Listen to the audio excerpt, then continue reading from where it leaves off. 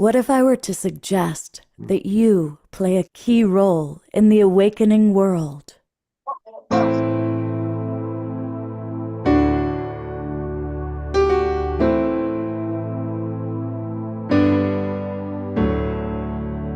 that you are watching this because you have heard the call.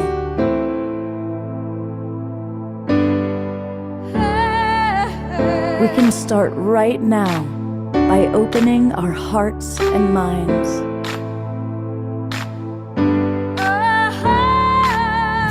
Welcome to the awakening world.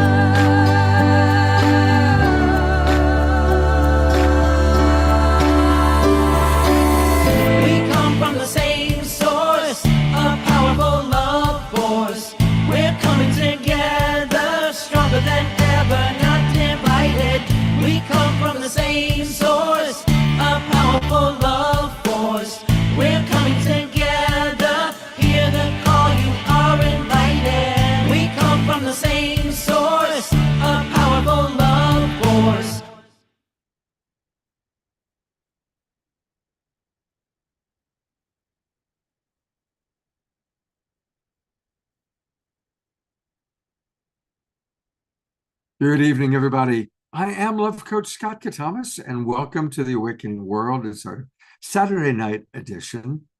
And tonight's one of those nights that I'm just almost in awe of the different guests that we have with us. We've got some amazing people with us, and we're going to learn all about a wonderful organization called the VISIONEERS. And we have some really wonderful gifts. Our presenters that are with us tonight I've actually created several special offerings and gifts for us. We are the Global Peace Tribe. So let me show you briefly who's going to be with us tonight. We are highlighting this wonderful couple, Desmond and Jerry. They are the founders of the Visioneers, and we're going to learn all about not only their organization, but their brilliant ideas for how to create global change on a massive scale. And I'm really excited that Rianne Eisler is back with us. She was on the show back when it was Saturday Night Alive for the Global Peace Tribe. She's an amazing best-selling author. She wrote The Chalice and the Blade, among other artistic achievements, and it's really one of the great books of our culture. And speaking of books, we've got a man who shepherds so many things, so many wonderful books. The great Kurt Johnson is back with us, and we love Kurt. And Kurt is one of the hardest working people I know. He's the founder of Light and Light Press, Light and Light magazines, and the Convergence series on Voice America. And he's brought with us some of his friends that have written some wonderful new books, and we're going to learn all about them. And that includes, there is one of them. And along those lines, his friend Victoria Friedman is here. And Victoria is a global peace triber. So we're going to hear from her and all about her contribution to these two wonderful new children's books. And Summer Joy Raymer is with us. Now, you know, Summer is amazing. She does 24-hour dance marathons. She's done a few now, which I've participated in, not for 24 hours, but there was one night I had my camera on all night long, and look, and there you were dancing away all night. So anyway, Summer Joy's got some really special things for us tonight, and we're really excited to have you back with us, Summer Joy. Thank you so much. It's Saturday night, which means music, lots of good music, and that always starts with our beautiful house musical artist, the wonderful Omashar, and one of our absolute favorite musical artists is back. Tatiana Speed is with us, and there she is. And Tatiana, it's always so good to have you with us. You are absolutely one of our favorites. And most importantly is our wonderful audience. And I'm going to gallery view, and there are all of our many friends. Eleanor Joy, who will be leading the dance party, Dana Tomasino, Bonnie and Roger, Lennon Leaf, Reverend Jeffrey, Maureen Edwardson. A lot of your Victoria, British Columbia friends are here with us tonight. Maureen, I know you're part of that tribe. And many, many others. The Wild Monk, Jerry Anderson, is with us from the Mystic Monastery, and Ayana, Doug, Susan, to us from Europe. Oh, it's pretty wonderful to see each and every one of you. And of course, those of you who haven't turned on your cameras, it's great to have each and every one of you with us tonight. So welcome to what's going to be a really beautiful and special edition of tonight's show. So one of the things I thought would be fun, just as a start, is how a lot of you know each other. Because we've got some people here that have been in the realm of creating an awakening world, not necessarily on this show, although most of you have been on the show, for quite some time. And so, Kurt Johnson, I think you've got quite the relationship with Desmond and Jerry, don't you? Well, my connection there, thanks to Tatiana, actually, is a Lifetime Achievement Award. But also, we're working on several projects together through these networks that are working. So it's great to be on another program with you guys again, and great to see you. So I go way, way back with Victoria through everything that's gone in the New York City transformational community for 30, 40 years. Summer and John, clear back to the beginning of Sign and Unity Earth. Rihanna and I met through Global Oneness Summit, and we've been doing work together ever since.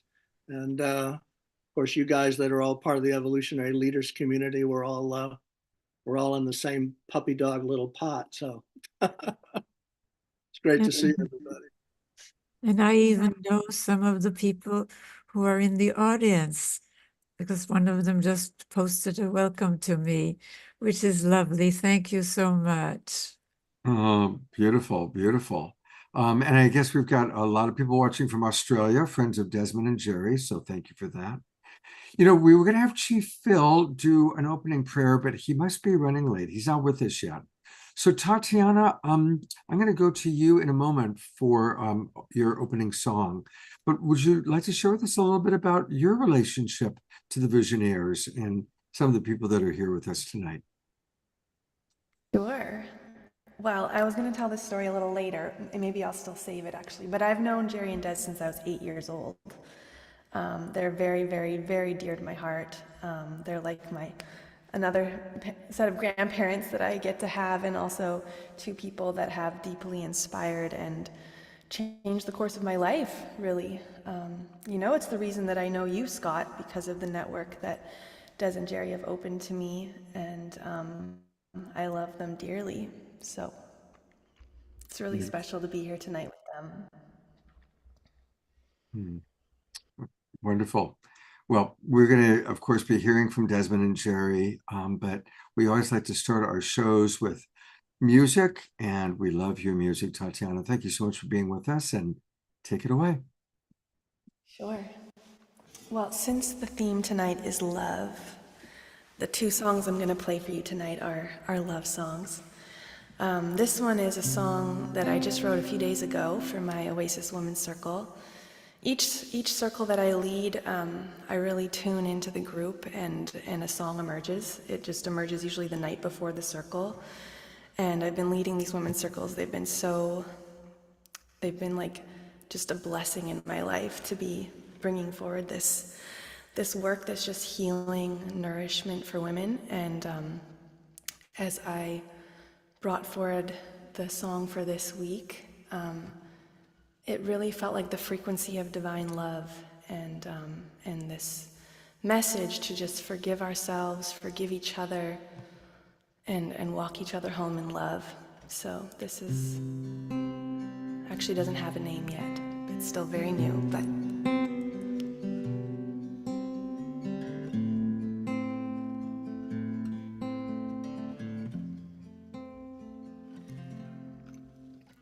I turn towards myself with a rose of forgiveness and a lily of mercy. And gentleness. I turn towards my heart as the altar of redemption. Please remind me how to love. Remind me why I came. All these years, all of the ages, struggling so hard to find my way. All these years, all of the ages, but all of this time I've been held in love's embrace. Om Namah Shivaya Shivaya, Om Namah Shivaya Shivaya, Om Namah Shivaya Shivaya, Om Namah Shivaya Shivaya. Let love carry me home. Let love carry me home. Let love carry me. Let love carry me home. I am ready to love. I am ready to give. Open wide my heart and truly live.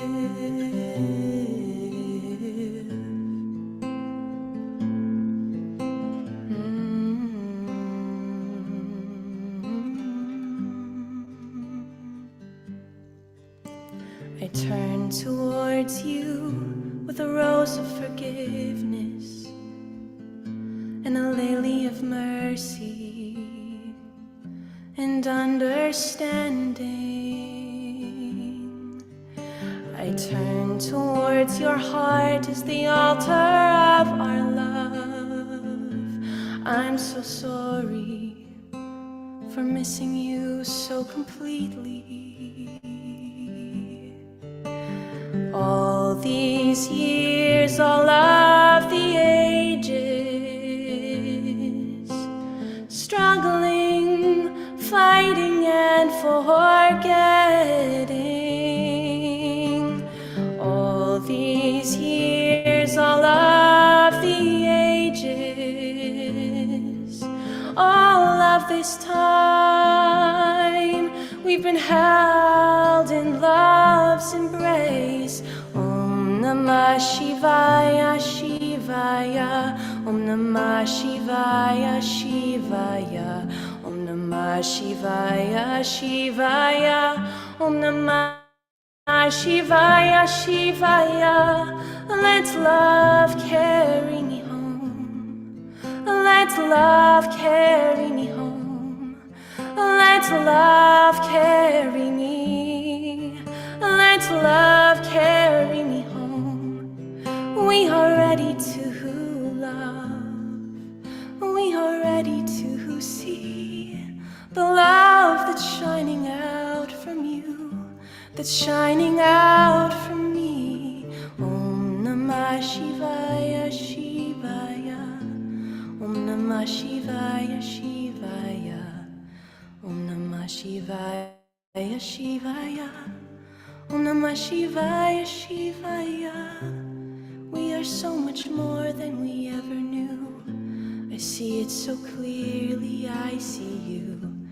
We are so much more than we ever knew. I see it clearly, I see the truth. We are so much more than we ever knew. I see it so clearly, I see you. We are so much more than we ever knew. I open my heart to the truth. Love, carry me home. Love, carry me home.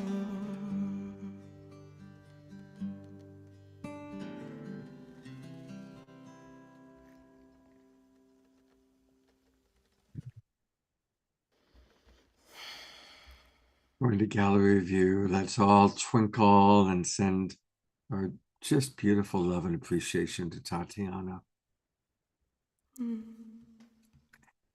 You know, usually during the songs, I like to flip to the different people moving and dancing, but honestly, that was just so soft and so deep. I kept the camera on you the whole time, and the internet was good, Tatiana. We didn't have an internet challenge. Oh, thank God. And I'm so glad to hear I'm that. sure that already It's people like, are putting in Christ. beautiful comments. Everything from Dr. Laura's song, dog was singing with you, to beautiful comments from Kathy and Susan and Omashar. And I'm sure we all want more Tatiana. She's going to do another song tonight, but there's a chance for us to have an entire concert with her. Tatiana, tell us about what's happening on December 21st. Yeah, so on December 21st, I'm going to be doing, it's called Lullabies for Adults. It's songs like this, just soft, gentle, nourishing music. And it's going to be included with a somatic sound journey, so guiding you into your body and into your heart at the same time.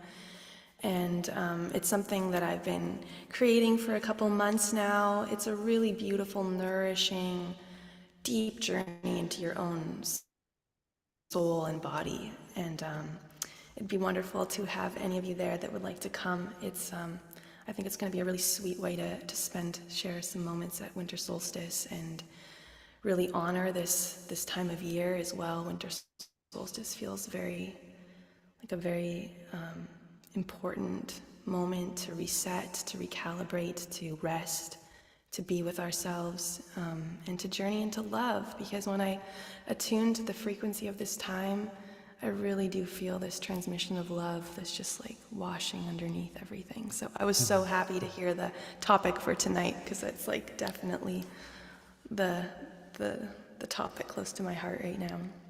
Mm-hmm. And I'm delighted that it's going to be in the morning. When I first saw that it was on the 21st, I've got plans that evening, but it's in the morning. So I am right now, even as we're speaking, I'm buying my ticket. Yay! That's So I'll wonderful. definitely be there.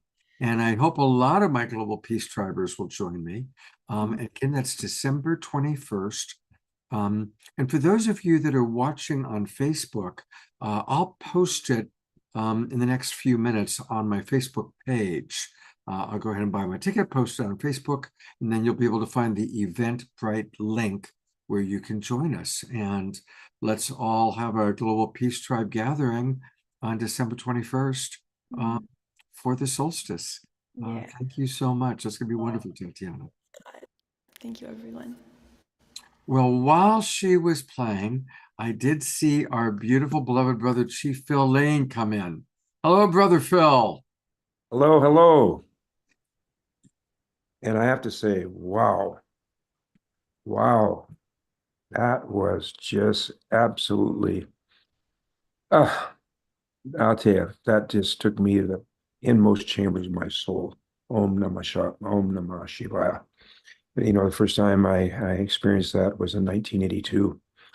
And it's very, very, really something, Tatiana, that we have almost a parallel song in the Dakota language given to us by the White Buffalo Cattlemen. And where that says on one hand the oneness, it also within it, from my understanding of Sanskrit, earth, water, air, fire, and space. So Om Namah Shivaya, Om Namah Shivaya. Those four sounds are earth, air, water, fire, nothingness. So it's just beautiful, beautiful, beautiful. Thank you for touching my heart, and I'm sure everybody that's heard you what you had to say. Thank you so much. Thank you, brother. Thank you. And Brother Phil, I know you're doing double duty tonight. You are enlightening our way together, and you are coming straight from that event into tonight's Zoom room.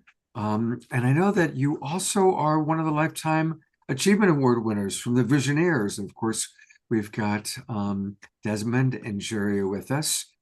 So they're two of your friends. And we're going to be learning all about them and their work. Brother Phil, would you be willing to get us off to start with your beautiful prayer? I sure will, and I'll tell you, Om Namah Shivaya already got me going. So what I'd Great. like to do is I'm going to share a couple of verses of the song that parallels Om Namah Shivaya. And what this song really says, it says, Wayankiye Chinupa Kile Wakayalo Wayankiye. What it's saying, behold this, calling upon that word, Wayankiye. Behold this. And it says the pipe's sacred, but when we look into the inner dimensions, what is it saying? The bowl represents the earth. That's sacred. Of course, representing the bowl represents Mother Earth. And the stem, all our plant relatives. You'll always find the animal relatives. And each one has a power. Mineral relatives have the power of cohesion or unity. In fact, that's what gives us unity to our own bodies. Water and calcium in our bones. And the plant people have a spirit and power of growth, which we have as well. And the animal relatives that we find in our bundles, they have the power of the senses, in fact, even greater than ourselves, because that's why we watch everything. Little birds have tympaniums in their ear. They can sense pressure changes way before we can. So we can foretell the weather to these little animals. The horses will move a certain way. And then we put that pipe together, the stem representing the male part of the dimension of our soul, and the bowl, the female, and put those together. That's the creation. As you see the mouth, it says we're all sacred. And I'll say a little prayer after that. Oh, God, I got to tell you, I love this program. You do the greatest. I'll tell you what. And I see such incredible, brilliant people here, and it's everywhere.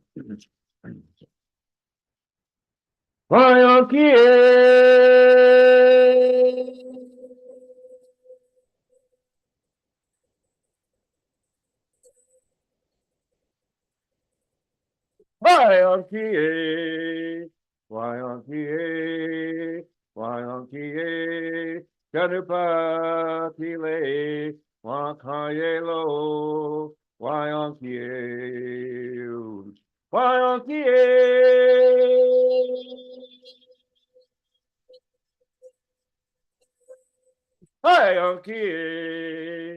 Wayankiye, Wayankiye, Ganupatile, Wakayelo, Wayankiye. Oh, Jakasha Wakantaka. Creator of the universe, most beloved one, all powerful one, most kind one, most compassionate one, ever forgiving one. Oh, most magnificent one.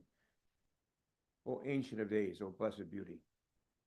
We just give thanksgiving from the very essence of the inmost chambers, our soul and heart, for being alive in this sacred day, the day that shall not be followed by night, the day in which all the sacred prophecies, all those visions of our visionaries, all are coming to unfold right here around us and within us as we move, Creator, through your grace and strength to unifying our human family, ending war, and beginning peace on earth by 2030. We give thanksgiving to all the tribes and nations of the east, from where comes the red sunrise. They come together in unity and harmony. The south, from where comes new life, they may come together in unity and harmony.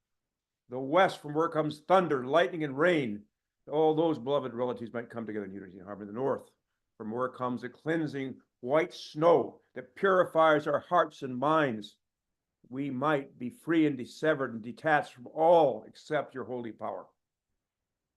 And we give thanksgiving for all those masculine spiritual qualities that reside within every soul. And we would give honor and respect to our beloved Mother Earth and her spiritual representative womankind, and all those sacred qualities that are within our hearts and minds. And Creator, may we truly understand the eagle, the condor, the quetzal, the hummingbird have two wings. And as we know, the spirituality is women and men have always been equal. All those spiritual qualities are one. May we realize this physical world of time and space, that until both wings of those eagles have equal power, respect, and honor, all those spiritual capacities become one, we will not have peace on earth, nor will we fulfill our promised destiny as a human family. And Creator of all good things, We also want to give thanksgiving for all those relatives here with us in the unseen world. And know that we live in a universe, a cosmos, just in a physical sense, that goes and demonstrates the infinity of our soul, of who we are, where we know and help us to better understand the prior unity of the oneness of our human family, that we've always came and been one. Oh my God, unite the hearts of thy servants and reveal unto them thy great purpose. May they follow in thy commandments and abide in thy law. Help them, O God, in their endeavor and grant them strength to serve thee. O God, lead them not to themselves, but guide their steps to the light of knowledge and cheer their hearts by thy love. Howel mi chante washte alo shunk mano hamedo chirupa sape medo howel mi chante washte alo how. And I want to say, Brother Kurt, I see you here. You have done such a magnificent job. I see you here in Visionaries as well as you've done Evolutionary Leaders. Thank you so much, and each and every one of you. It's such an honor, Scott. It's such an honor to meet you. It seemed like I already knew you when I saw you together. Hey there, Kurt, Brother Kurt. Thank you so much for all your great service. Thank you. And And we go so far back also in the work around Pine Ridge and the area, that whole area of Western South Dakota where I grew up. And my father was curator of the Native American Museum there at Fort Robinson, where Crazy Horse was assassinated. And so that's all, all these connections are so deep. yes, well, thank you for sharing that part. Thank you so much. Thank you so much. That gives me a whole deeper understanding of why you're right there with us. These little history we don't get a chance to know. And I didn't really realize until you meet Scott in person, he's a big, tall guy. Tall guy. I mean, I felt like a little midget standing next to him. Well, kind of short anyway. It was wonderful to finally meet you. Really, really beautiful. We were all in Las Vegas together for Stairway to the Stars. Yes. And you, of course, have been spending time with our beloved, the Twin Ray community. A lot of Twin Ray community are watching right now. And do you recognize that photograph behind me? Oh yes, that's the eighth fire. It was ignited in Hidalgo, Mexico, where we did actually fulfill that prophecy. We had all members representing our human family were there, and out of that fire emerged like a phoenix from the ashes, or some people saw it as a condor, an eagle, whatever. Wow, yes, that was it. I love this photo, and I actually use it as my background quite a bit. I mean, to me, it's absolutely a phoenix rising from the fire, and it's such an important message for our time, Phil, because we are counting on people like yourselves, people watching the show, the people that we're honoring tonight, to lead the way into the new paradigm, because we are watching the old unsustainable world collapse into the fire, and from that comes the new paradigm, the new world that you and our others that we are honoring tonight are helping to usher into this world. Yes, thank you, my brother. There's one more friend of yours that's here tonight, and that is Summer Joy Raymer. Oh, Hi, Brother Phil. how you doing? Oh. I'm good. I'm enlightening our way together. What are you doing this week? Oh, I'm trying to lighten my way together too. With your beloved husband, I just got done with him beautifully guiding us through that whole process, and it's just big magnificent. Now, when are you going to do your 24-hour dance? That is actually December 21st, the same day that Tatiana is doing a lullaby. I'm going to be dancing for 24 hours. And yeah, we're all where we need to be. Exactly. Well, I don't know if I'll do this 24 A hours. beautiful collaboration that just is, Yes. And speaking of collaboration, Summer Joy is going to lead tonight's meditation, Phil. Beautiful. Yeah. And we're going to go into that meditation now, but then right after the meditation, Phil, is when I'd like for you to share a little bit with the audience about your book. So we'll talk a little bit about your book, but we always have to do a meditation at 6:30. I want to welcome the Twin Ray community that's joining us right now, and take it away, beloved Summer Joy.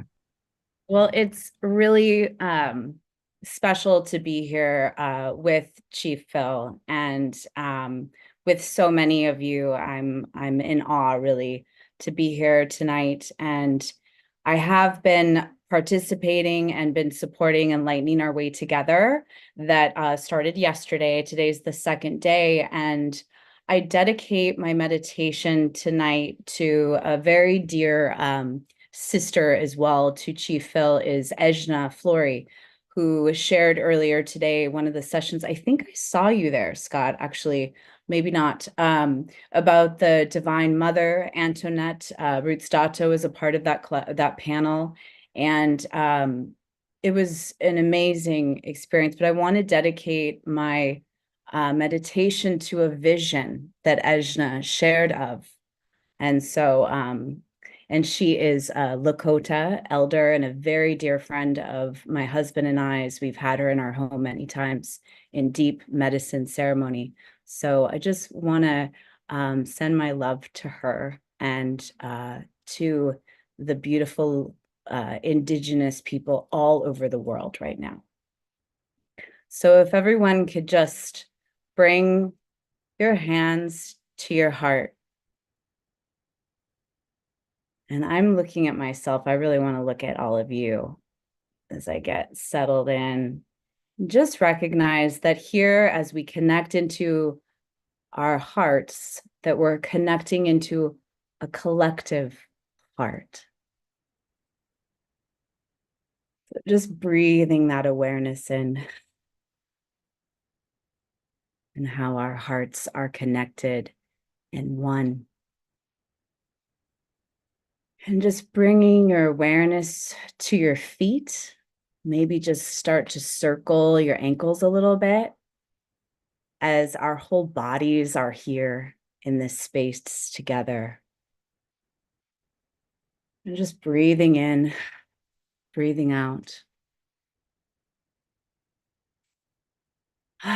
Shoulders, circling your shoulders. And bring our awareness to the whole planet, the heart of the whole Mother Gaia. And just feel how you are connected to the heart of all the hearts all over this world at this moment.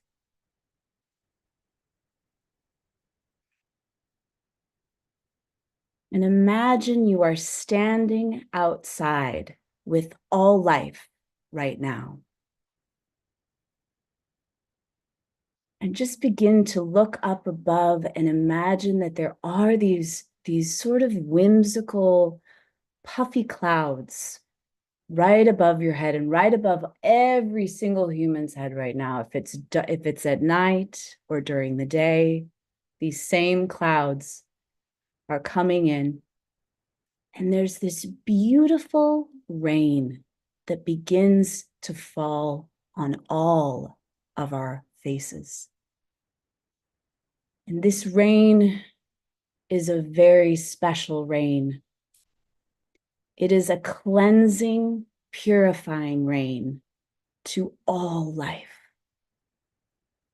And however you connect to the rain, maybe you lift your hands up from your heart and just feel the rain begin to just glisten and land on your face, your palms, and any thoughts, any feelings that have been challenging for you, that are challenging in different places in the world. May we all feel this cleansing, sacred rain pour down over all life. Imagine all of us connected to this same rain and feeling it coming down into our heart and just cleansing all the way down our bodies, feeling this embodiment of connection to the earth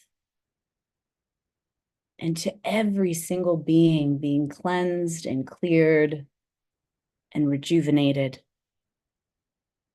of all pain, all sorrow and challenges being cleansed all the way down to our feet. And this rain is also cleansing and clearing our dear Mother Earth. And just feel that rain soak down into the soil beneath your feet, down through the earth. Any pain points on the earth, this rain is coming in and absorbing all the way down into the core of the earth. And as you look back up, the clouds have cleared, and there are these doves, these peace doves that are now flying in the clear sky or the clear night sky, seeing the stars, but there's these beautiful, they're glowing at night and they're bright white, and they're just sending in their prophetic, peaceful wings wherever they need to be, soaring above you, soaring above all of your communities and families. Peace, peace. And they're sprinkling from their wings these flower petals coming down to nourish your joy, your hope and faith, the love, the rejuvenation of why we are all here on this earth right now. Reconnecting to our hearts. You can bring your hands back to your heart and just feel yourself right here in the room that you're in, feeling the connection with those that are next to you.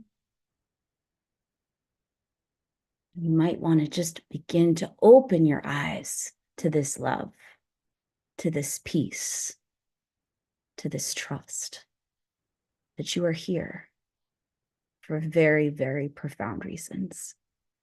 Thank you. Oh, thank you so much, beautiful Summer Joy Raymer. And Summer's going to be back. We've got a whole very special gift from Summer. We're going to learn all about what she's doing. So we're going to get a lot more Summer a little bit later on. We're going to get a lot more Summer later this winter. And we'll see. That was a beautiful meditation. Thank you so much.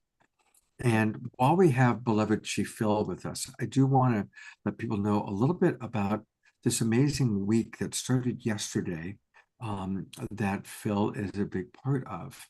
And so there he is. Hey, Phil. Yes. Looks like you got a chance to have a little bit of a bite to eat. I'll tell you, whenever my wife cooks, saliva starts running down my face. I know you still got some food on your lip there, whatever it was. I hope it was good. Phil, tell us about these timely conversations. We are the Awakening World, and you're doing an Awaken series. Tell us about this. Well, I was very inspired by Uncle William Commanda and Eddie Benton, who shared the Anishinaabe prophecies of the 7 fires, the 8th fire, particularly the 7th, 8th fire, in which they talk about this time we're going to come to where we're going to really come together as a human family. And we're going to emerge from this incredible birthing process we're going through to a whole new global civilization, to a whole new relationship, to when we truly realize we're one human family, all indigenous to Mother Earth, that every cell of our body has iron in it, which was created in supernovas. We're also children of the stars together, as well as a beautiful, beautiful, very small tablet of 7 candles that was shared by Abdu'l-Baha back in 1906 in Haifa, Israel. And those two, you might say from east and west, really stirred something in my soul. And, I've had these issues with my earth suit in terms of my legs and my hips and so forth. So instead of being able to go here and there, I had to stop. Sometimes the creator says, stop. So I put my energy and say, okay, what what are those steps we need to take towards world peace, beginning with the unity in the political realm, political unity. And today we talked about unity of thought in the taking global action. And tomorrow we're going to talk about becoming the unity of religion or spirituality, in terms of using the real root word of religion, which is a Latin word that means to reunite. And really enlightening our way together really began with the tremendous work of Ben Bowler and Unity Earth and World Unity Week, which started 4 years ago, which I get the great honor of being part of. Of course, it goes around to International Peace Week and so many other events. And so we really hadn't had a chance to really share from kind of an indigenous framework or integrative scheme of thought. So that's where Enlightening Way Together was created in 2020. Kristen Hoffman, by the way, played a tremendous role in actually the spiritual fulfillment of the prophecy, fulfillment of the prophecy of the Rune, the Condor, and Eagle, but truly the coming together of all the indigenous people, which is from that's prophecy says that we come together, so will the rest of the human family come together. So what we're doing is we have 6 more nights. Every evening at 5 o'clock from 5 to 6, we explore each new chapter. And then on the 22nd, we'll release this in 27 languages. It's being released as an entire Enlightening Way Together without any cost to it, because we want to share. The most thing is all this wisdom comes from many people. So we're sharing it in 27 languages on that day. We'll also have an audio book thing. And of course, if people want to share and contribute and support our work, that's fine. If not, that's fine. Because it's time that we really share with one another. And so that's what we have. I don't know. We're still growing. We had over 70 presentations at the beginning. I think how Brother John and my beloved sister, the great joy, the joyful summer. How in the world they do this, I have no idea. I mean, they've been at this, who knows? Who knows what's animating all of us? It's just like sharing with Kurt and all of you here. Every one of us is truly a sovereignty, ancient and perishable and everlasting. Each one of us is endowed with infinite spiritual capacities and potentialities, which are being manifested right here and now, right here. So I guess that's what we're up to. People are welcome to join us. We'd love to have you join us. They're still open for workshops. I don't know how they do that, but our thing is we keep adding new rooms. And now we're getting ready to say this. I'm not afraid. We do have a few more pretty challenging birth pangs yet to go through. 2024, prophecy says it's going to go to the place where we really have to be as a human family humbled in a way. To really humble, we have to become humble. And so we have some more challenges coming up. So we could either choose to be part of tearing down the old and getting involved in that pain, or we can be not resistors, but builders, creators. That's where I want to go. I want to stand in my spiritual strength, our spiritual strength, and move the positive alternative which we wish to create without giving away our energy fighting the negative. And that's what you're doing. Everything you do is about that. Let's focus on that. Person has 10 bad qualities and 1 good one. Look at the good. If a person has, and what I'm afraid of in politics today, person has 10 good qualities and 1 bad one, they focus on the bad one, the negative one. And that's going to take us nowhere. Anyway, thank you so much. Beloved Phil, thank you so much. And just so people know, we put it in the Zoom room chat, but for everybody watching on Facebook, you can learn all about enlightening our way together by going to globalfire.earth. Globalfire.earth. It's a week-long series that began yesterday. So it's from Friday the 15th until the 22nd. And it's going to be, there's so many beautiful events going on, including this conversation every night at 5 o'clock Pacific time with our beloved brother, Chief Phil Lane.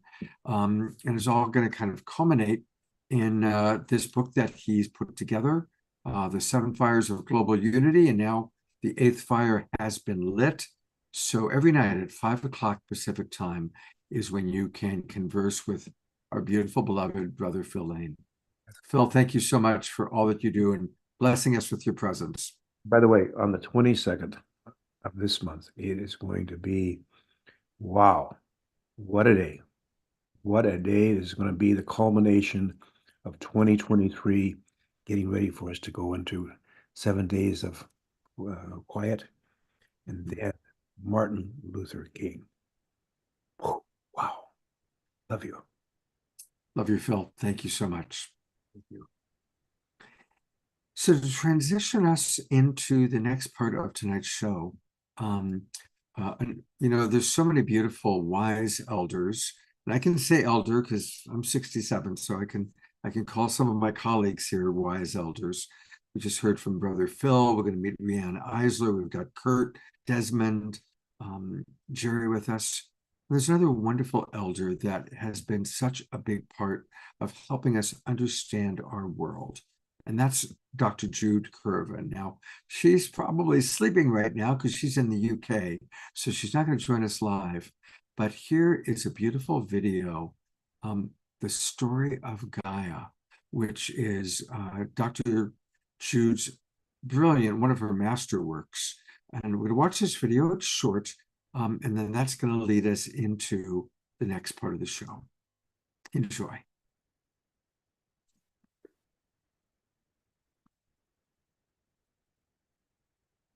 Everything breathes. People breathe. Plants breathe. Planets breathe. Our whole universe breathes. It began to breathe nearly 14 billion years ago. Instead of a big bang, it began as the first moment of an ongoing big breath. Like a baby, it was born as simple as possible, but no simpler, to be able to grow and vitally to evolve. From hydrogen to stars, and eventually to planets and plants and people. The hydrogen in the water of our bodies and in the waters of our planetary home Gaia is only a few minutes younger than our universe.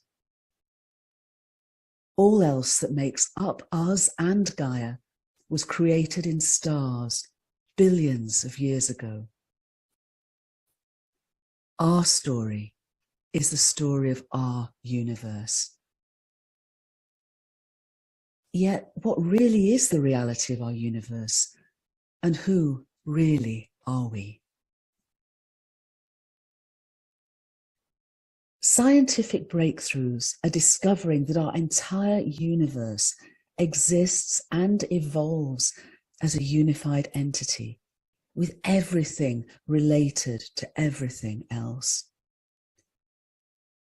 Despite its appearance of solidity, reality is really ephemeral. 99.999999999% no thingness. Its material appearance, seemingly made up of separate objects, isn't its deeper reality. All its energy and matter and space and time are its appearance, not its deeper reality. Instead, they emerge from more fundamental levels of cosmic intelligence and causation. Cosmic intelligence and causation that expresses itself as meaningful information. Meaningful information that informs all we call reality. Meaningful information that's expressed in complementary ways as energy and matter, space and time. And holographically manifested, our universe is literally a cosmic hologram. Its wholeness is expressed in the interdependent complexity of its diverse parts. The alphabet of its informational language is made up of only 2 letters, 1 and 0. Just as in our digitized technologies, they combine meaningfully to inform all we call reality, from hydrogen to stars to planets and plants and people. Like our digitized technologies, universal digitized information is pixelated.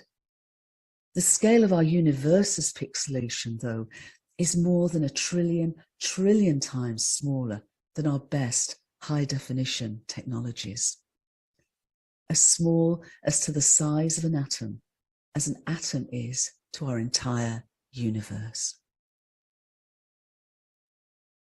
Named after Max Planck, one of the greatest pioneers of quantum theory, from the minute pixelated Planck scale, the appearance of our entire universe emerges.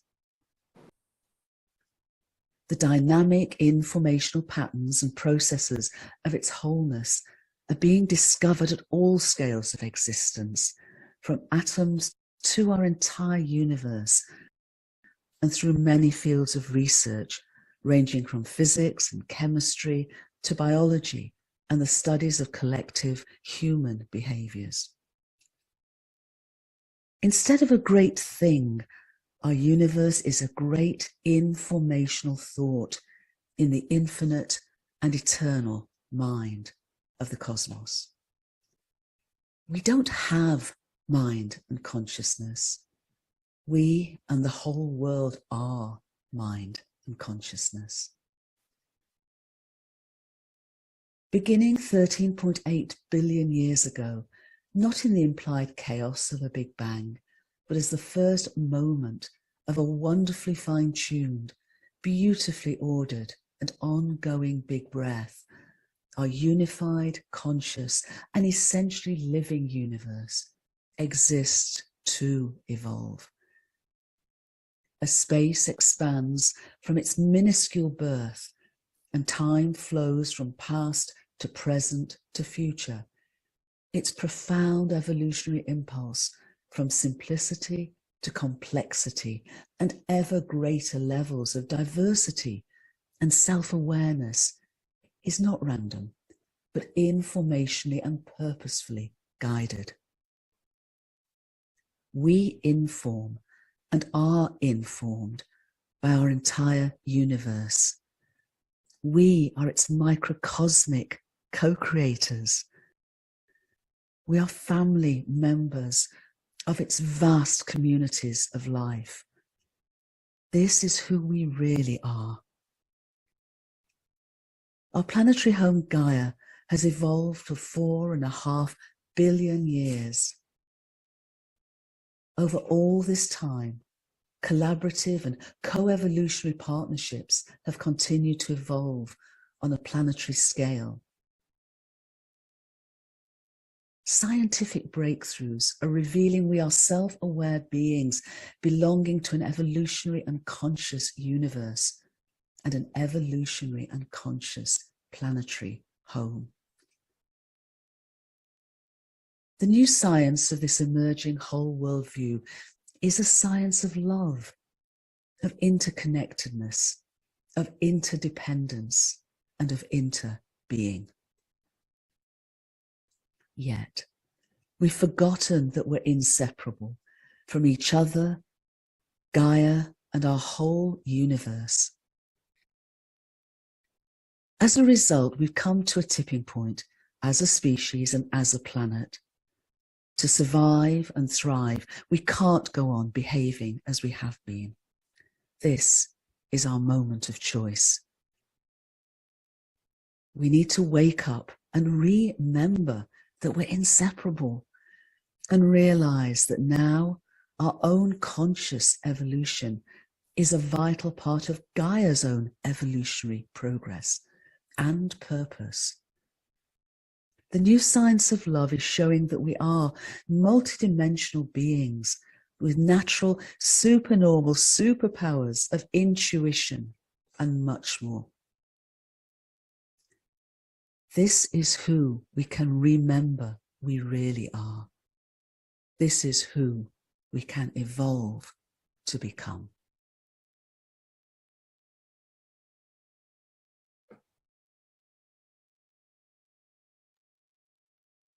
Beautiful. Absolutely beautiful. And Jude is such an inspiration. And I'm going to bring on Kurt to share with us how that inspiration has led to a children's book and to what we're talking about tonight. Hey, Kurt. Yeah, hi, and hi, everybody. So I think you noticed right away that Jude's message is the same as Phil's message. Because what modern science is finding out today about the absolute unity of everything is what all of the native peoples knew because of their intimate relationship with nature. And of course, it affects all of us because it's that unitive vision, unitive consciousness, which is the nature of Joy's meditation, Summer Joy's, is what drives the transformational movement of which we're all a part. Transformational movement of which we're all a part is trying to get this globe of ours to a cosmopolitan civilization that lives in the heart and works for all. So I think you all know that out of Jude's work and from the 23 synergy circles of the evolutionary leaders came this document called the Unitive Narrative. And I'll put links into it into the chat, but it's used as the guiding light for all the 23 synergy circles of the evolutionary leaders, which are engaged in 23 areas of engagement, every good cause you can imagine. And they're all connected because of that unity.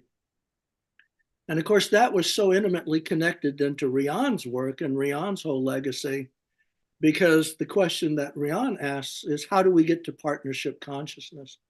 If we're actually living in a universe that is one and an interconnected superorganism that is one, it certainly doesn't mean the dominance hierarchies that are duking it out right now in Russia and the Ukraine are duking it out in the Middle East.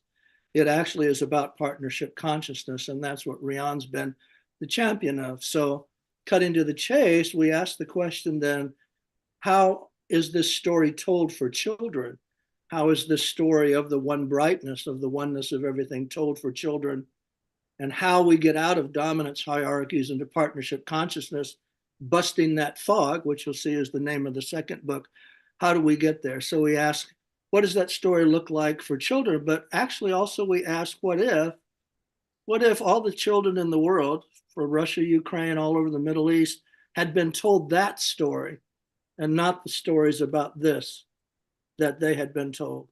It'd be a different world. So in our work in the transformative community, all of us, it's really about how we communicate that unitive narrative and that unitive story to everybody at every scale, because time is short and there's so many difficulties out there. So it's an absolute treat to have Rian here, to have Victoria, who put this into pictures and a story. And I'm going to turn it over to them because it was an adventure how we did this.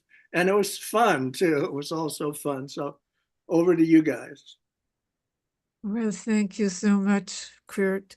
As always, you are connecting us. And that's really what my work has been, connecting the dots about the partnership or the domination configuration. And I'm happy to say that thanks to Victoria, we now have a children's book, Fog Busters, which is all about care.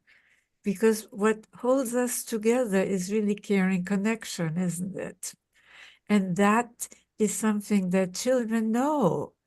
Well, they feel it. They're dependent on care from the day they're born. And really, we were all dependent on care. But there wasn't any children's book that focused on care. So anyway, that is what Victoria managed to communicate. Thank you, Rian, and hello, everyone. I think we have another part a little later, Scott, so I'm going to just tell you a little bit about brightness. because this is the book that the Unitive Narrative Circle people asked me to write for children. And I want to tell you, this is our story. This is the story of everyone on this call and everyone we know and everyone in Unity Earth and on the Global Peace Tribe. This is our story. So I'm going to just share a little bit about this story. I'm going to share some of the book spreads. Okay, so One Brightness, The Eyes of Love, starts off. What does it start off with? Nothingness, no thingness. Now, how important, I have to say, all of us, parents and grandparents, this is a book you can share with children anywhere from, actually it's being read by 3 to 10, 12-year-olds, because it's really, it's not a book about time. So, look at this, it starts with no thingness. Jude and I worked on it together. We were going to start on the breath, but the breath to a 3-year-old, it did not work. So it starts with nothingness. So it's a chance for everyone to talk to the children about nothingness. And suddenly, from that empty darkness, a sound, just like a baby's born, a sound came out, right? And then in just 3 minutes, from Jude's book Gaia, in 3 minutes, a gigantic light lit up the universe with one brightness. And guess what? From that brightness, sparklings, that's you and I, all the people here, sparklings with eyes of love beamed out. And you see, these sparklings, they went into the objective universe. They became stars and planets and solar systems. And Jude definitely gave me the way this all evolved. And then it was very hot and it cooled down. But the important part is this: a little teeny tiny planet Earth. The sparklings came down here.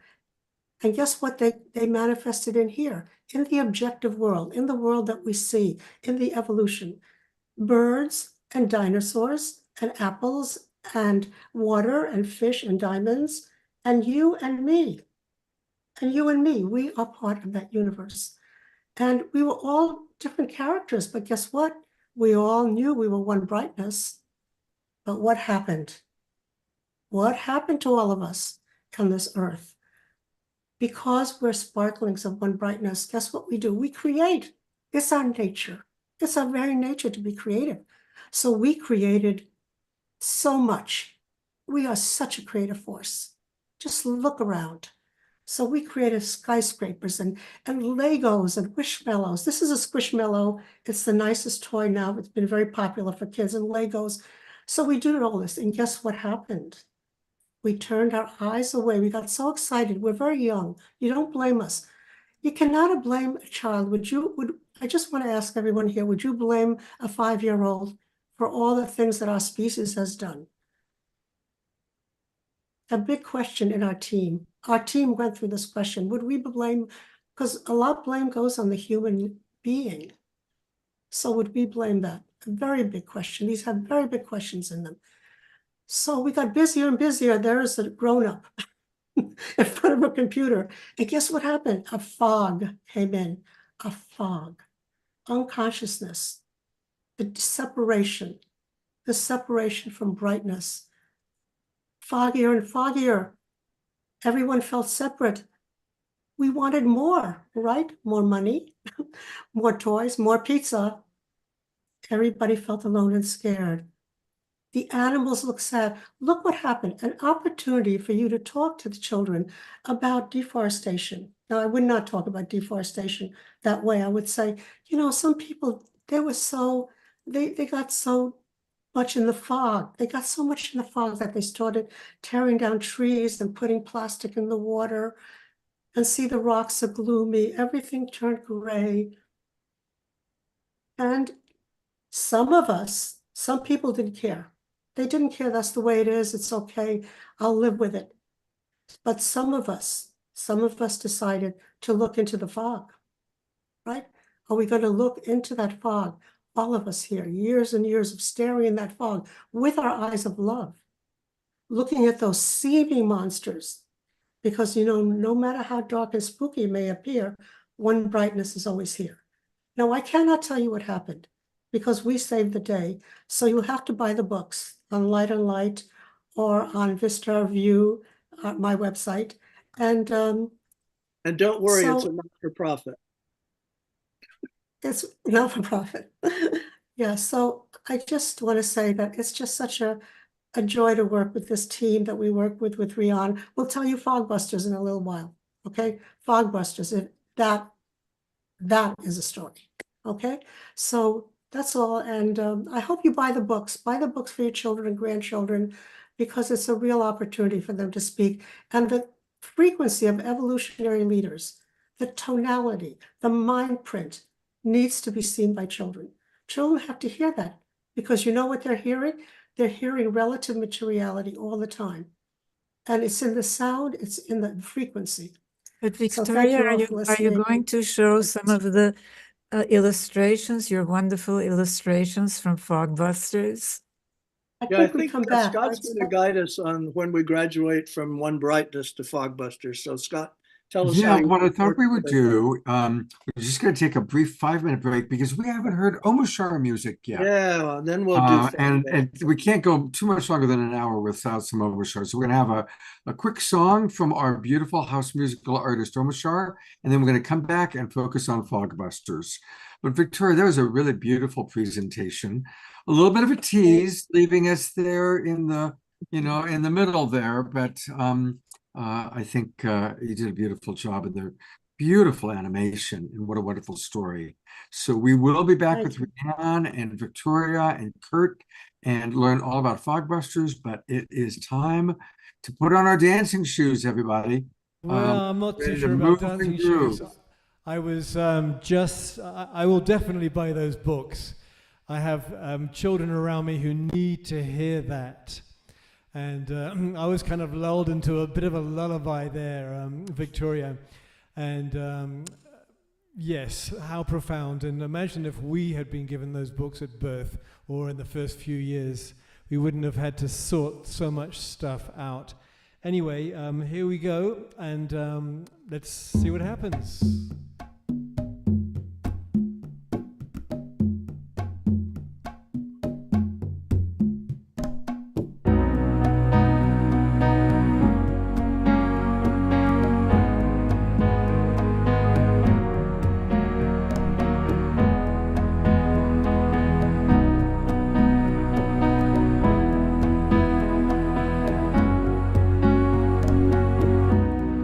Hope springs eternal in this heart of mine, learning surrender, learning to fly, knowing you're with me, my invisible friend, loving me onwards, calling me out of myself. Here I go again, trusting in life. All of the tears I've cried, clearing the way.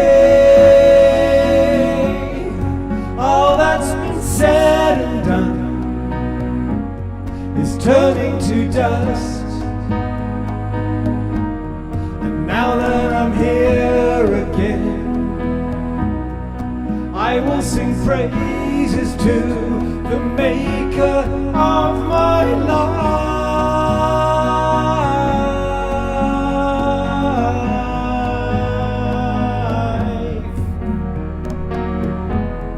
I will sing praises to the maker of my life.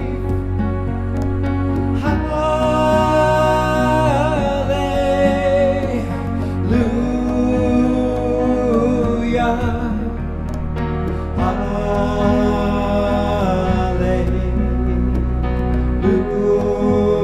Hallelujah. Knowing you love me and that we're divine,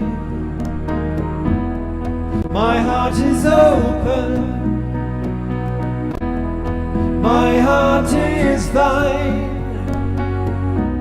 I give my life to you, Your hands in this world, open and flowing, calling me out of myself. Here I go again, trusting in life. All of the tears I've cried, clearing the way. All that's been said and done is turning to dust. And now that I'm here again, I will sing praises to the maker of my life.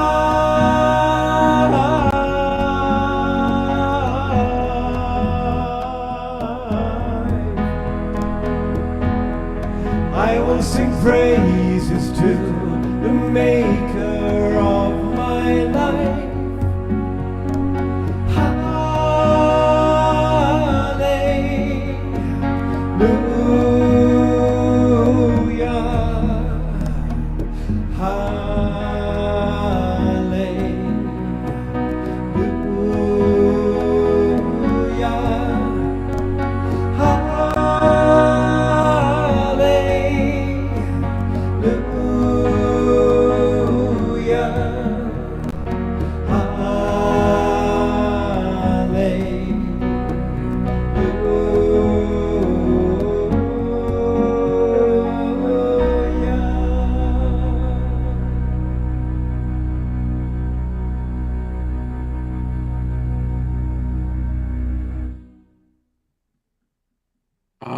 Oh, that was beautiful. Absolutely beautiful. Look at everybody moving and dancing. Scott, this tonight is so touching, and that we've brought the child in with the new books. It's just it's the whole spectrum right here with us, and I think we're all feeling it. I like what Diara wrote. She wrote, "We are all so cute." It's so true. I agree. It's really wonderful to see everybody dancing. Tatiana's mother, by the way, was one of the people dancing away there. That was, I saw that. There's Laurie. Yeah, Laurie. That's Tatiana's mother. Who's a beautiful, amazing piano player. Amazing. Yes, I've heard some of her pieces and seen some of her work. It's phenomenal. Yeah.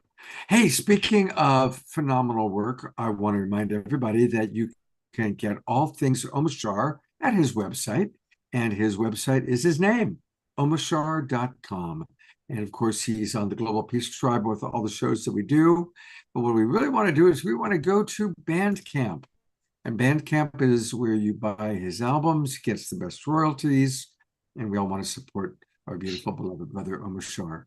So thank you. And no need to fear, Kiki Willett is now here. So welcome to Global Peace Tribe. We've been waiting for you. Oh, Kiki is one of our favorites. Sorry, you were a wonderful transition to Fogbusters, because it is about joy and about love, as is so much of this work that we're all doing together. And tell us more about Fogbusters. What was your inspiration for this, Rianne? Well, I think many of you are acquainted with my work, The Chalice and the Blade, and my latest book, fast forward over many other books, on Nurturing Our Humanity, which came out with Oxford University Press in 2019. And my work is about a new paradigm, about leaving behind really all of these very fragmenting categories like right, left, religious, secular, Eastern, Western, Northern, Southern, which fragment our consciousness, marginalize or just ignore the majority of humanity, women and children, devalue care. Where is care in all of these old categories, which we inherited from more rigid domination times? So I have proposed 4 cornerstones that we have to work on. And this book, Fogbusters, in a sense, follows that. But its major theme is the importance of care. And if you want to learn more about my work, you can find out and about my books, my many books, you can go to centerforpartnership.org. But I want you to see some of the images from Fogbusters, because what happened is that Kurt introduced me to Victoria, and Fogbusters was the result, with her wonderful and Ellen's wonderful input and illustrations. So, Victoria, are you on with Fogbusters? And then we can talk a little bit more about it together.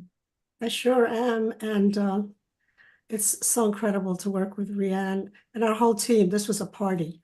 It was a party every Sunday. I want to say that when Kurt asked me to work with Rianne, I started reading her book, and there's a lot of books. There's not just one book, and there's a lot in them. You can't just fast forward. But I was reading them, and then I heard about her 4 cornerstones. So see that word 4 and corner and stones. So you watch for that in the book, okay? Because before I even met her, I all of a sudden I saw immediately, I got immediately that there were 4 children, and they were born in the 4 corners of the earth, like the 4 directions.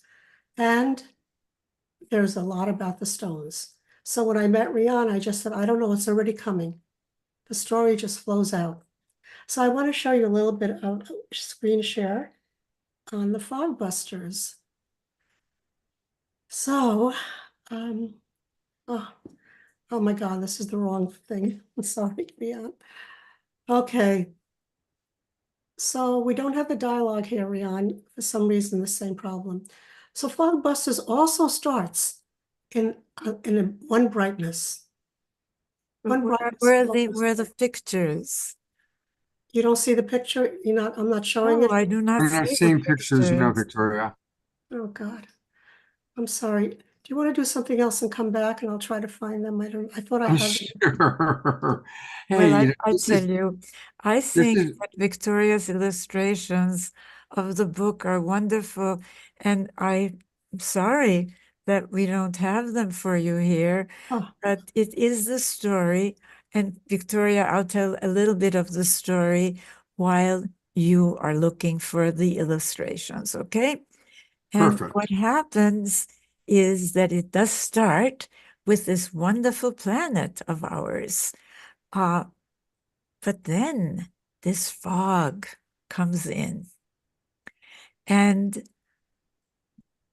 the plants are concerned. Yes, Mercury is retrograde. Well, the domination system is really what the fog is all about. It's the need, after many, many, many years, as I show in The Chalice and the Blade and in Sacred Pleasure, which is another one of my books that I really highly recommend. It's about spirituality and sexuality. But after many years, this earth, this beautiful earth of ours, gets fog. And the fog is the domination system. It's exploiting nature. It's children are not treated properly. Women are not treated properly. The divine feminine is written out of the picture completely in some religions, or subordinated, as we see in Hindu religion, with Shiva 4 times the size as Shakti, right? And then these 4 children are born through the intervention of Mother Earth and a wonderful fairy. Yes, a wonderful tree fairy that brings these children to a beautiful, and these children are from the 4 corners of the earth, and one is from San Francisco, an African-American child, a girl. Another one is, I see that Victoria has her something. There we go. So you see the 4 children, right? In this picture that Victoria is showing, and they are from the 4 corners of the earth. One, as I said, is, and their names, by the way, spell care, C-A-R-E. And Akali is born in San Francisco, and there is this blonde boy born in the Arctic, and then there is this wonderful other boy, because it's very much of a gender partnership here, who is born in Rio de Janeiro, you know, where they dance all the time. And of course, then there is this girl who's born in Thailand, in Asia. And if you pull up the things, and I'll let John, Victoria. could I just come in here? Yeah, Yes. I'm gonna have to just, so I just want to get people the idea that, you know, this is also about the fog. And this is about the fog is there in the earth. And although all of us look in the fog, it was still not completely gone. And Olivia, the tree spirit, she was the caretaker of the world. She takes care of the world. And she was very concerned. So she went to Mother Earth. And over here you see Mother Earth. This is her hands. I kind of like putting jewelry on her. I don't know, it's a lot of fun. So here's Mother Earth, and Mother Earth went up to the universe, And she said, you know, look what's going on here. It's really bad. So the universe sent these 4 children right here to come here to do something here. And these 4 children, they were in all 4 corners of the earth. Okay. And what happened to them is really interesting. What happened to them is that, let's see, Well, that the tree fairy whispered in their parents' ears, there she is, that they should take a trip to the land of the temples in Asia, which happened to be the place that one of the children lived in. And And I'm so sorry that you can't see the temple, because it's really, the temple is Angkor Wat. And I've been there in Ta Prohm, where the trees, they come down, they go to the bottom. And Olivia they went into the temple, and Olivia was there, and she told them to pick up 4 stones, magical stones. And they put their stones in their fingers, and they became care rings that they can use when they go on their way. And then, oh, here it is. Here they are actually entering the temple. You can see the temple. If any of you have been to Cambodia and gone to Angkor Wat, you would kind of maybe take a look at that. That's the temple. And there's the bus, and there are all their parents. The parents were outside getting just to know each other. So that's what happened. And then they returned home to the airports. They got these magic rings. And when they got the magic rings, they transformed all the color in Asia. In Asia, everything was transformed. So they got back to their airports. See these airport signs? These are all the airports back in Iceland and in California and in Brazil. And when they got back there, the news had gotten out. You know how media is. And they all knew, everybody knew what had happened. And there were people around there. Now, the reason this happened is, if anyone knows Deborah Muldo. So we were running this past with Deborah, and Deborah says, well, what is their challenge? Like, what's their challenge? I mean, they're going to become fog busters. They just can't become it without having some challenge. It's our way, right? As human beings, we have to have challenge. So they got back there, and guess what? People were having placards saying, we like the fog. Keep the fog. I don't want to change the fog. Some of us were excited. Hooray, this is what we're waiting for. Others were worried. Will my cat be okay? Will it be too bright if the fog goes away? We actually considered saying, well, a lot of the industries that deal with fog equipment would have a very hard time with that. But we did not go with that. There's a lot of things we didn't go with, okay? Because there was a Sufi scholar on this team and a theologian. So you can only imagine. So what happened then is Olivia, through their care rings, broadcasted out. And I can't tell you, again, I'm so sorry, but I can't tell you, you know, what she told them to do. But it's a very, very spiritual effort, an effort that we all know about. and something that we all just absolutely are living ourselves. We're living it. It's just now you can explain it to the children. You can talk to them what it's like to care and what unconditional care means, because that's very unusual to try to tell a 5-year-old what is unconditional care. Very important. Have you had the Okay, opportunity to get feedback from children? Like, Yeah, I'll put the link to the video in the chat, and it opens with children reading the book. So wonderful. yeah, absolutely. Because anyway, how this connects to divine child and our innocent nature, which knows all of this to begin with until it gets fogged over. That these kids got called to actually be the people who bust the fog. And of course, as in many Hollywood movies, once they ignite that awareness, it ignites, it ignites, it ignites. And of course, you can imagine the happy ending when it's ignited all over the world, which is, of course, the same dream that we all have, the global peace tribe, and what? The awakening world. They live connectedly ever after. They live connectedly ever after. Connectedly ever after. And Scott, I have to say, maybe Omashar can do the music for Fogbusters and brightness. Well, let's see what Omashar thinks about that. I'm looking for him to bring him up right now. Wouldn't that be great, Rian? Oh my God. Oh my gosh, it'd be fabulous. And Omashar is just the most wonderful person to work with. I can see there that. he is. I can see Omashar, that. you are being enlisted to do the music, to the animated version of these books. I would absolutely adore that. And my favorite people on the planet are children. That's just the way it is, because it's so uncomplicated. And I would love that. I would love that. Thank you. But listen, oh my God, Rian. I am so, first of all, I want to thank Scott, and I want to thank all of you for being here. I am unfortunately have to leave, but I leave you with this. I love the idea, and I love the book, and I love the illustrations in Fogbusters, which really shows what the domination system has done to our consciousness. And we have to come out of that fog. We're talking about a paradigm shift, aren't we? And that's hard to explain to children, but not hard because we have this book called Fogbusters.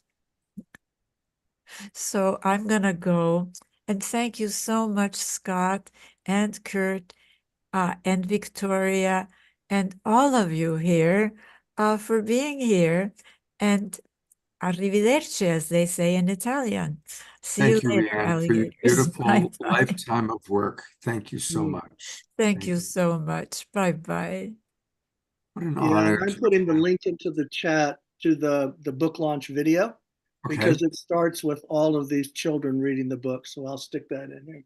Fantastic. One of the children who was 10 years old, which is, we thought a little old, he told his aunt, he told his aunt that it's so good to hear that we can do something, that there's something we can do, but because they hear everything, you know. Yeah. They hear it all, and it's hard. Victoria, while we have you here, tell us a little bit about your work and Vistar View. Oh, wow. Yeah, Vistar View. My husband and I, Ron, have been involved in spirituality for 40 years. And for about 18 years of those 40 years, we did evolutionary circles for self-realization, for co-creation, for spontaneous creativity. And we worked with people, had a theater ensemble where we rehearsed, and I think we presented for about 8 years. We were at the UN and all the spiritual centers. We did entire things on Rumi and Mirabai, and a lot on all the teachings through time, from the Upanishads all the way up to Nelson Mandela. So we had quite an incredible experience, and the book is coming out about it in 2024 with wonderful light on light. And Kurt is called King Kurt in our team because Kurt is king of all the wild things. If anybody ever read the book, King is Kurt he's seriously king of all the wild things. Jude is the voice of One Brightness, and Rihanna is the Oracle, and I'm seriously the Fairy Queen, Tori. Yeah, and Olivia is Olivia Hanson, who you know, this dear, wonderful woman from the Evolutionary Leaders. And we're actually going to be starting a children's book department with a bunch of people who decided that would really be fun to do. And so the real Olivia is stepping in to help us with that. So we're off to another adventure. So anyway. Fantastic. Thank you, sir. And Summer Joy is bringing up, I'm going to bring you up, Summer. Summer says she's a big fan of this book. You've got all the Brightness books, and here they are. You can find the Brightness books also on Vista Review. And what's the book that you're fond of that you're talking about, Oh Summer? my God. I'm a fan of everything Victoria has touched and done. I just want to like really acknowledge you, like not only the images and what you're doing, but the spirit behind it. And Florissa the Fish, actually, we did a beautiful collaboration together honoring Florissa the Fish, where we had during World Unity Week, she shared this book, Florissa the Fish, so beautiful. And the whole focus was to gift to youth in Ukraine. And we had it translated. She spoke in English, and then Svetlana school in Ukraine, and she had been displaced from a lot of her students, but we were able to do a live experience and actually gift that back to the programs at the oh gosh, my brain. House of Hope. Thank you, House of Hope, which is a place where women and children were displaced from the war, were able to participate in this experience. So Victoria, like her books are so profound, and I'm so like thrilled by the Fog Busters, because I think that's what it, everything that you do is fog busting. So Well, back at you. Yeah, and our friends here from the Visioneers, they also have a children's book. So when you get to their part of the program, get ready for theirs, because it's also really, really great. And what a perfect time right before Christmas. Like I know what I'm going to get for a lot of different people. So is it the best place to purchase right off your website, or Kurt, is there another link? I put the link No, that the I Amazon links are at her website. They're at Light on Light's website. Amazon, yeah. You can find them easy at Amazon, Barnes and Noble. Go Yeah. to the list. Yeah. Okay. I love it. All right. And here's real quickly the Light on Light page. I'll put this again in the chat books. I mean, in the chat box, in the chat books. And that's where right up at the very top of this page is where you can learn all about these new books, Fogbusters and One Brightness, that we've been talking about tonight. And, you know, really we use the Awakening World to give homeopathic dosages of the medicine of our presenters. And really want to encourage everybody watching on Facebook, all the people watching through the sine wave, and of course, our beloved friends in the Zoom room. Definitely please do fill up the stocking stuffers with these wonderful books. Victoria, beautiful work, absolutely beautiful. It's really wonderful to get a chance to see your artistry and of course the incredible love. And Kurt, you are the hardest working man I know, so thank you for everything that you do. And I know that you'll be back on this show soon with other compadres and colleagues of yours doing wonderful things. Yeah, and I actually also have to go now because I'm in the middle of a project with Irvin Laszlo, and he's 7 hours ahead of me in Italy. So I have to jump on that next. But really wonderful to see give our best to everybody. Irvin. And thank you for everything you do, Kurt. And I know we'll see you soon. Absolutely. Take care. Well, now we have all these wonderful things going on. We have a really special gift from Summer Joy Raymer. So Summer, share with our Global Peace Tribe what you're up to. People have already asked, how could they dance with you this year? So I know I'm going to tune in. So tell us about your dance, and then I know you've got a couple of special offerings for us. Yeah, well, this has just been such a joyful night. I get on a lot of reasons why I'm here tonight. And I'm kind of touched by what the meditation that I shared about the clouds. I've just been like kind of blown away of how things continue to evolve and like are so connected here tonight, as I kind of felt that fog and the rain, and that there was this clearing of the fog. So so the Garden of Joy is the origins of my soul. And this image actually is as you enter the Garden of Joy space in One World, which is new and exciting, you kind of ideally are entering a portal that is that looks like this, or something that Victoria drew from the Fogbusters. So I have been working for many years on a book, and as things continue to unfold, I realized that it isn't just a book, that there is a multi-dimensional experience that I really want to be offering, where the seeds of the Garden of Joy will be held. The book launch will be a multi-dimensional experience. So so touched by the care rings, and it made me think about when I was a kid. The Care Bears and Rainbow Bright is some of my sheroes when I was a little girl, that I realize are still just right there in my thoughts, and how I am approaching what is called the Garden of Joy. And I made a video a few weeks ago, and Scott is such a supporter of so many creative beings, and I'm just honored to be one of them. And he actually became one of the first cosmic portal activators.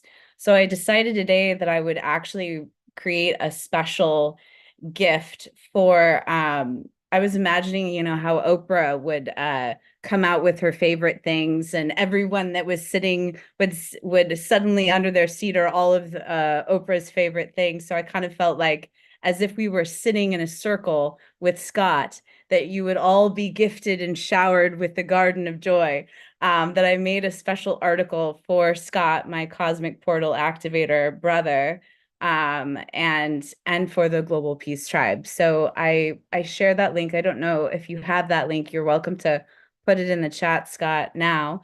But there's a video in that, and I made multiple videos, but there's audio and videos of what I call joy washes that will be a part of this multidimensional experience that you can enter, and all of that. So shall I share the video now, Scott?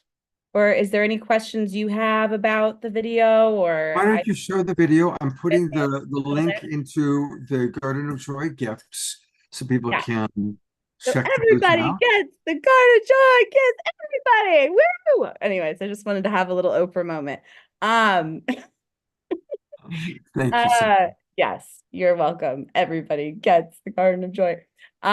So there is a video that I made, and those of you I know already love Kristen Hoffman. She is a dear friend, and I've done a lot of healing work with, and I've traveled the world with her. And some of the music in the background of this video is Kristen from some very deep spaces that we've collaborated with.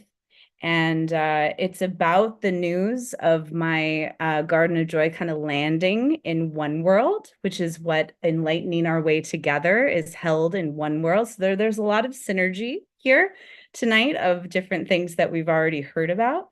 And I want to continue to support from the Garden of Joy is something that I'm just really called to. I think in midst of the things happening in the world, that I've been kind of deep in my book process, but recognizing it's time to be supportive and in service to you. So that's what the article is kind of about. And I'll share the video. So I'm going to stop talking. How about that? So the video is news, and it's a joy wash for you, a visual. So my suggestion, you may want to close your eyes, but I really suggest you to actually keep your eyes open because there's a lot happening. Okay. So I've got it all set up here. And it is about 14 minutes long. So enjoy the joy of this video. Let me make sure it's okay. Do you see the video? Do you see like a beautiful painting? We By the sure do. We see Okay. it. I just want to say that this painting is going to be the cover of my book, by the way. There's a lot of creative, amazing humans that I'm working with in this Garden of Joy process. And her name is Kelly Danielson. She's one of my dearest friends. Okay, let me just go full screen. Here we go, into the Garden of Joy. Can you hear it? Yes, we do. Oh, great.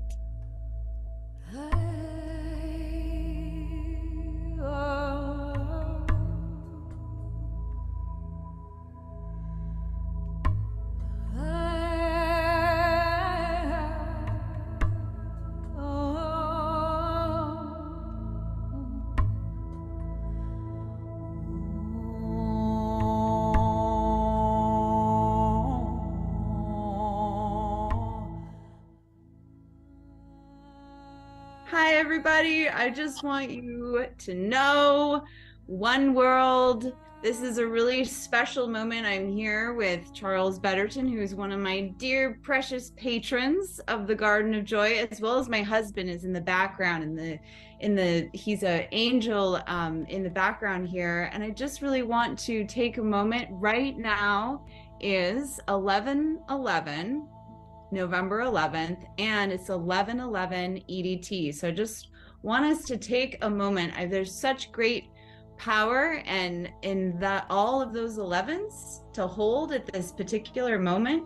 And so I just want to make a special announcement that is in dedication to your dreams, that your dreams matter. And I want to elevate the joy and the magic that exists in you.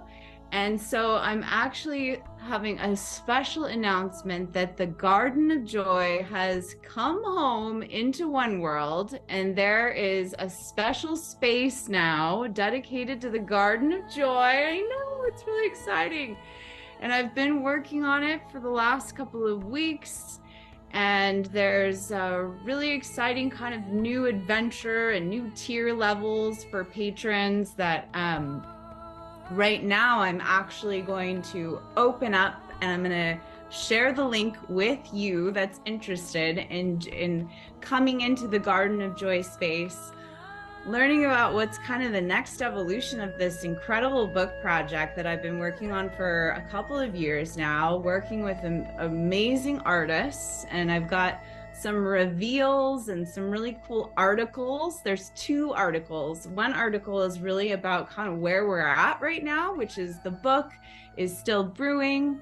And I also have this urge in my heart that I really want to be of service now in the Garden of Joy, and to not wait until after the book launch. There's just so much happening in the world and happening behind the scenes with One World that it feels like it's time for the Garden of Joy to be available, to be to have a way to serve. And I feel like One World is the perfect place for it to really be in radical collaboration with you, and also to just create more bridges and to be more in harmony with the unity collaborations that are a part of the global convergences that happen seasonally. And so yeah, I'm just really excited to share on this very magical moment, this 11/11 portal, and to invite you in. There's going to be 11 gifts that I'm gifting from the Garden of Joy. So Charles, and those of you out there don't know this, but I have this other dream that is part of the book, and it's a multi-dimensional experience of the Garden of Joy.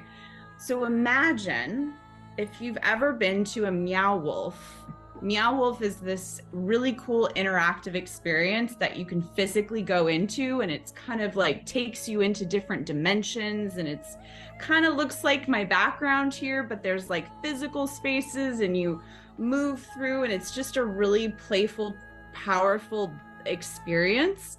John and I went to one in Santa Fe many years ago, and I've just never forgotten about it. They're happening in a lot of different places in the world. But imagine like an online sort of Meow Wolf meets Rainbow Bright. So Rainbow Bright was one of my favorites when I was a little girl.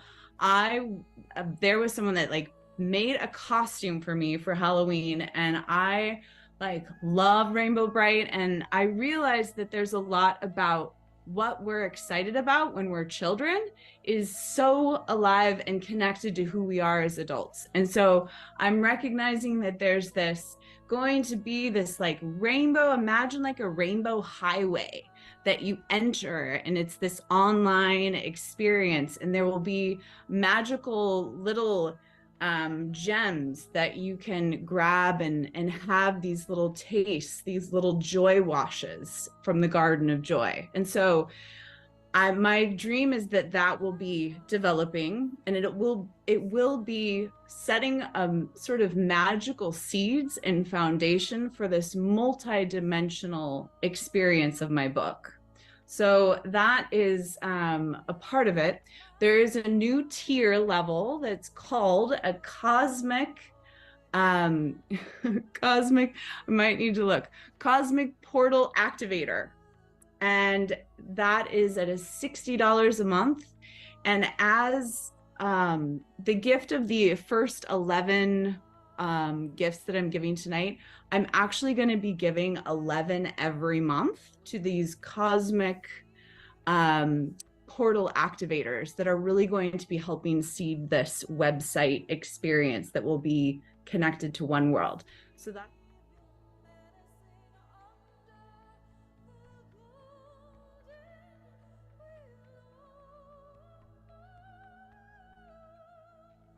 So that's a part of my announcements as well. And there is this preparation right now as we are preparing for Enlightening Our Way Together, happening soon in December. I'm preparing to dance for 24 hours, and that will also be an experience and an invitation for everyone, regardless if you are a patron or not. You can come in and dance with me and dance wherever you are in the world for peace on earth. I feel these are the times, this is the moment that we have been waiting for. So I will be holding a space for people in a Zoom room for 24 hours in dance. And this will be my third. So I have done this I've made it alive and joyfully through the portal of 24 hours twice before. So I know in my spirit it's time to do a third. So I'm just excited to be really bridging with One World and taking radical collaboration serious for my own purpose and reason I'm here. So that is my announcement, and I will put the link in the chat and available connected to my Garden of Joy space.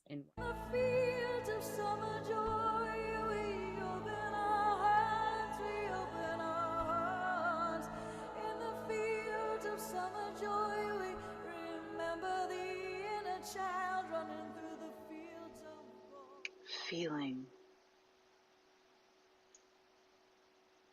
your feet settling in to the earth below you. Feel all the connections that you have to the earth.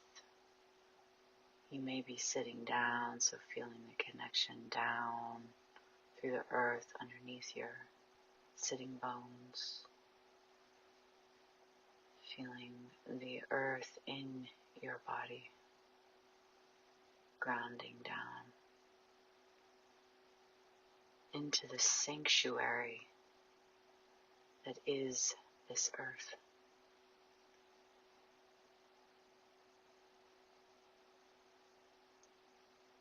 In these next 5 minutes, I'm going to invite you into this deep awareness as you go down deeper and inside yourself deeper. There is a place called the Garden of Joy, welcoming you to open a door, an earth grounded, peaceful door that's in front of you now. This door illuminates what earth is to you.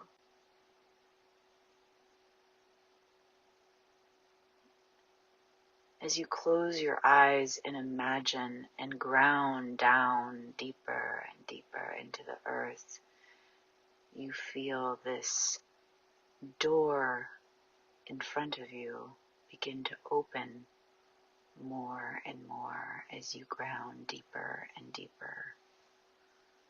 Feel this sacred connection that you know deep inside you and deep down, deep with the earth. The door opens. There's a calling as you enter the door. There's a calling, there's a hum as you ground deeper, connecting. There's a hum in the earth. The sanctuary, your connection to the earth. There are these beautiful red roots that you are connecting to deep, deep into the earth. There's a bright red energy to harness you in the trust of the sanctuary of your relationship with the earth. Wherever you go, whatever is next in this day, I want to invite you to imagine this illuminated red root connected to the core of the earth that is always nourishing you. And it reconnects every step you make. It reconnects and reconnects. This loving red energy from the earth, from her, from Mother Gaia, from the Great Mother, from and in your body. You are always connected.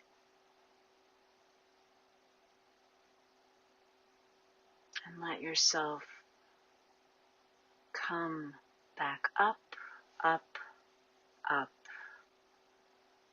from this bright red connection, roots, bright red, rooted to the core of the earth. No matter what is happening, there is a rose. Now, as you open your eyes, reconnect to the space you are in, there is a blooming red rose in your hands from the Garden of Joy. Have a beautiful, beautiful day. You are a sanctuary. Around us, running through the fields of summer joy, we are the child again. Blue, blue magic medicine running through our veins as we remember.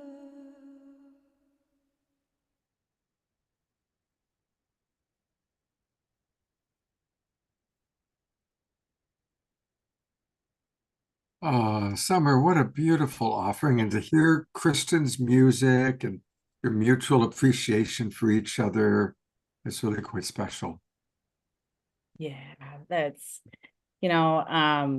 sometimes things just like the creation of something is such a precious journey, and to finally share it, and it's yeah, just all the parts of it. Kristen and her voice. I was like, as I was making the video, I was listening to all these different parts of these different things I've done with Kristen, and her voice just, like her album that recently came out, Rain Shine.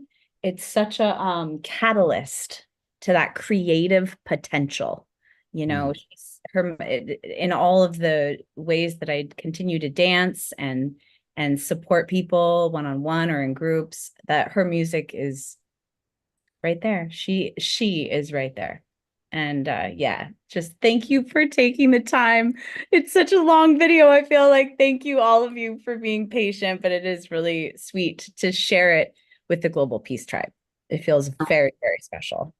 Lorianne, Tatiana's mother, Lorianne just wrote, that was extraordinary, Summer. Thank you for sharing. It's exciting. Congratulations. This is beautiful work. Thank you. Olivia writes, what a wonderful shower for the senses. Thank you for this gift, Summer. And so definitely pop on in your chats and please put into the chat box, Summer, the ways that people can participate in the Garden of Joy. And what are the exact hours you're going to be dancing now? Yeah. So in that beautiful gift, I can put it back in the chat. I know you put it in the chat a while back, but it has like links that take you to the 24-hour dance event that's in One World. You can RSVP there. I also have a Facebook event that's like all over Facebook pages. It's actually on your Love Coach Academy page, as well as many of our multiple networks of organizations pages. You'll see the 24-hour dance. It's a hummingbird image, just so you know, very beautiful image. Yeah, so trying because I'm having trouble finding it. So I've opened up your Garden of Joy gifts. Where do we find the 21-day dance? Okay, actually, this is good. Can we just make our way through dance for 24 hours? Oh yeah, go back. Sorry, I just am. This is so great that you show the article. So just scroll down, and so these are 5-minute or more joy washes that I've put together for all of you. So there's videos and these are audios that you can just have. They're just 5-minute little morsels of a taste of the Garden of Joy. Okay. And then in this article, there are direct links. So it's not the hashtags, but if you, where's the link to where we find out about your 24-hour dance? That's what I'm trying to find. It's in this article. Sorry, I'm just trying to be patient with where you're scrolling. So see the little link right there. This time we're moving through the 24-hour dance. Okay. So I want to, because some people want just that, so I'm going to put that link in directly. So the 24-hour dance is going to start on Thursday, December 21st at 11:11 a.m. So how wonderful that Tatiana will be doing her concert while you're starting your dance. I mean, like we really have, and then Kristen has her concert that evening. So it's going to be an amazing night of mute day. Let's do it all, everybody. Let's do Tatiana's concert. Let's dance with Summer. Let's go to Kristen's event in the evening, and I'm going to put all the details on that in for people. So thank you. Yes. I try to be like, have all the links and all the info in all the places of where the Garden of Joy, because I just am, everybody wants to know all the right links. But there's also my Patreon, which is really part of what continues to allow me to do what I do. And there's a lot of opportunities that I invite people to dance with me, but I also am asking for support financially. And I take good care of my patrons. She does. And, yeah, so there's just lots of cool things that I'm weaving with patrons. And the Cosmic Portal Activator, which I brought up in that video, is a new tier. And yeah, so lots of different tier levels. And anyways, thank you so much for taking all of this time. Brother Scott, I Thank love you you. so much, and it just means a lot. And I love how much you support creative people. I think that that's a huge way we're going to get through these times, is for all of us to lean into our creativity, you know? Like, what is spirit guiding us to creatively express that Yeah. brings us to our joy, you know? We all want to see what you're going to create in the world. Thank you so much, Summer. Thank you, thank you, thank you. Go ahead and put more links in. I'm trying to put in some, and we love you, and thank you for all Aw, that you do. I And love you we too. will be. I'll be dancing with you on the 21st. Yeah, I'll see you. And that's Summer great. understands it's a Zoom room, so you Yeah. see Summer dancing, but you also see the other people that are dancing. You can just watch if you want, or you can turn your camera on. You can dance if you want, or you can just, however. But it's a really fun way for us as Global Peace Tribe to get together, and if at all possible, come in at like early morning, late at night when it gets lonely for her. And it was Oh, really it's beautiful. never lonely. I'm never lonely, brother. I'm Okay, dancing good. with all of creation, you know? And that first hour and last hour are talking circles. So just to clarify that there's a space to kind of like for us to collectively bring our intentions for this world. The first hour, and then the music starts at the top of the hour. So it's 22 hours of dancing. 22 hours And of then dancing. the final hour is a settling in, and whatever we've, I don't even know what life is going to look like after all that, but it'll be, yeah, just deep bows to wherever we're all going to be. We can't be everywhere, but we can just be really where we are right now, so Thank you, Summer. Love you so much. love you too. All right. Well, it's time for some music. And Tatiana, your mother certainly got excited about Summer's offering. We had the opportunity to actually meet Summer in person, my mom and I, when they were in Vancouver, and it was just like a family reunion. It was amazing. So It's like homecoming. It was meeting you and your mom. yeah, it was really special. I met a few people here tonight, actually, so that was pretty neat to feel that all these online gatherings like really translate into human connection. So like strong human connection, strong bond, and On love. Thursday, I mean, I today, just putting it all together, I've comprehended what an amazing day Thursday is going to be. We start with your concert in the morning, then summer dancing for 22 hours. In the middle of that, we also have the Christian Hoffman concert at 5 o'clock Pacific time. So what a beautiful solstice we're going to have this Thursday. Yeah, that's so true. Well, I'm going to carry you guys from the Garden of Joy into the Garden of Love, and play you all a love song. And because I believe that at the end of the day, love is what we have, our love for each other, our love for this earth, and the love that we can also give ourselves. It also feels fitting as a way to honor the couple I'm going to be introducing after, to play a love song.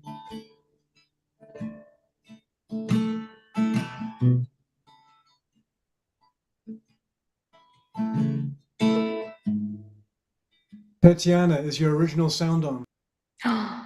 You're amazing, Omashar. No, it wasn't. How's that now? Perfect. Yay. Thank you, Omashar. I appreciate you so much.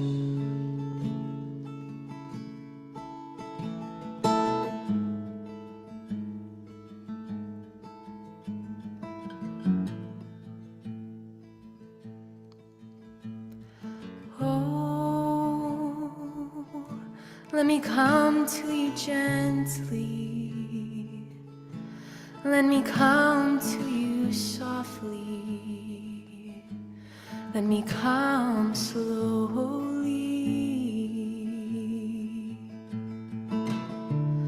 Lead me out into the forest and lay me down beneath the sky.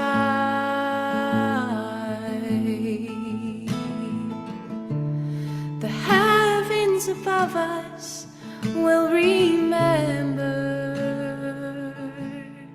how we loved, how we loved.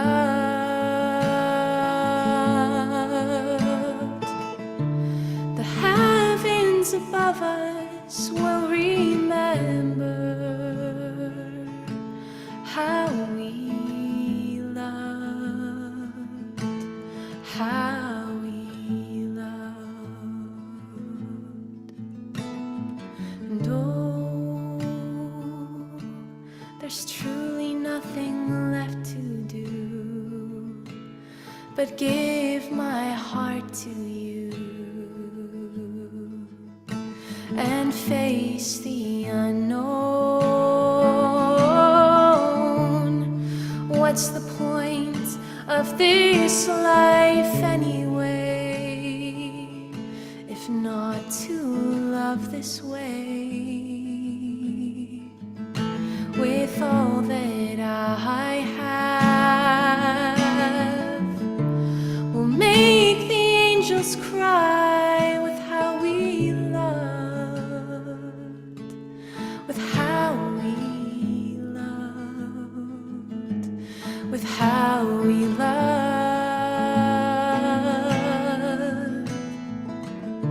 We'll make the angels cry with how we loved, with how we loved, with how we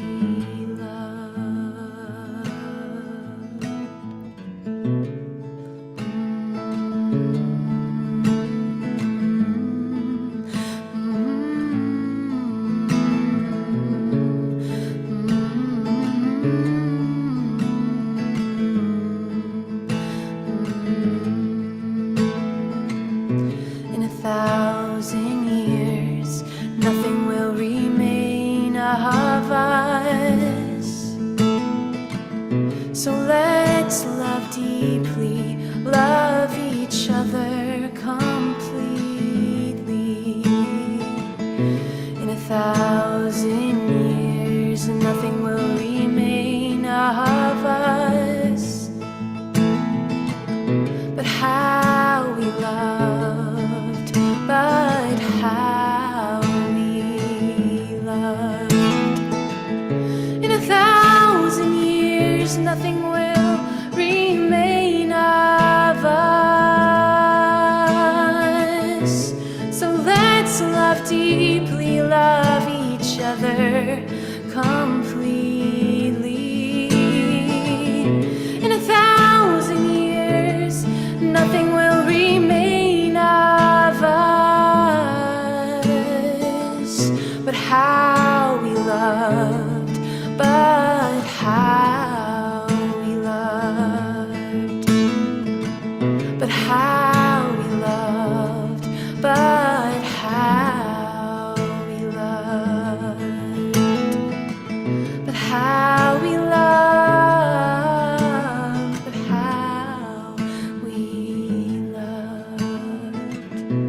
So let's love deeply, love each other completely. Let's love deeply, love each other completely. How we love,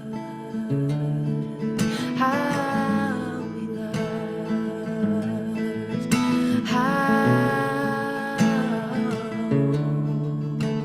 how we love.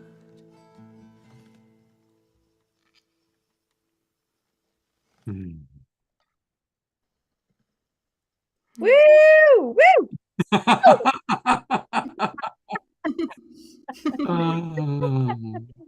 That was so beautiful, Tatiana. That was really, really beautiful. And I just kind of get enchanted when you're playing, I have to say. We want to let people know that she has actually a new website. It's embodiedawakening.ca. Remember, it's CA for Canada, embodiedawakening.ca. And that's where you can get her albums, her music, And again, here's the upcoming event that I really hope all of you will be at. 10 o'clock Pacific time. So it's perfect timing. We can do this and roll right into Summer Joy's kickoff for her dance. So I hope to see everybody at Lullabies for Adults. And you can find that on her website, embodiedawakening.ca. I also see you've got a women's circle. Now I see that it started last week. Can people still come in? Yes, there is a drop in. Yeah, you can absolutely drop in, and it's been super lovely and nourishing. And there's 2 more until the end of the year, and then I'll start another one in January. But yes, it's welcome to all of you now. And yeah, we're going to meet next Wednesday at 10, and then the Wednesday after again. And it's very similar. I write a new song each week. The circle pulls it out of me. Both of these songs were written for those circles. So each week I'm like spontaneously creating new music. It's actually like it's been very exciting creatively and also super nourishing. It's a very nourishing, restorative, connective space for women that I'm creating. In a moment, you're going to introduce our very special guests, but I do want to read, there's a few comments that have come in. There's a touching one from Dr. Laura. She writes, Tatiana, that was sublime. Speaking about hummingbirds, this past summer, one of my favorite dogs in the neighborhood died. His name was Sheffield. And when I heard he had died, I was so sad. I went home and I was standing on my porch, and a hummingbird came and hovered right in front of my face. It was as if it was Sheffield saying goodbye. And you know, we are all connected in ways that these little pea brains of ours can't even fully comprehend. Mm-hmm. Yeah, that's beautiful. Beautiful. And Summer Joy is asking if there's any songs that you can provide to put in her playlist. And I think that's a wonderful idea. For sure. Absolutely. I'm actually working on this to turn it into an album. So that's going to be forthcoming early January. And then of course, any other song, Summer, that exists that I have, you're welcome to. Great. Yeah. Forever. Well, it's the great North, sometimes we do shows where a lot of people are from Sedona. This is a Pacific Northwest night.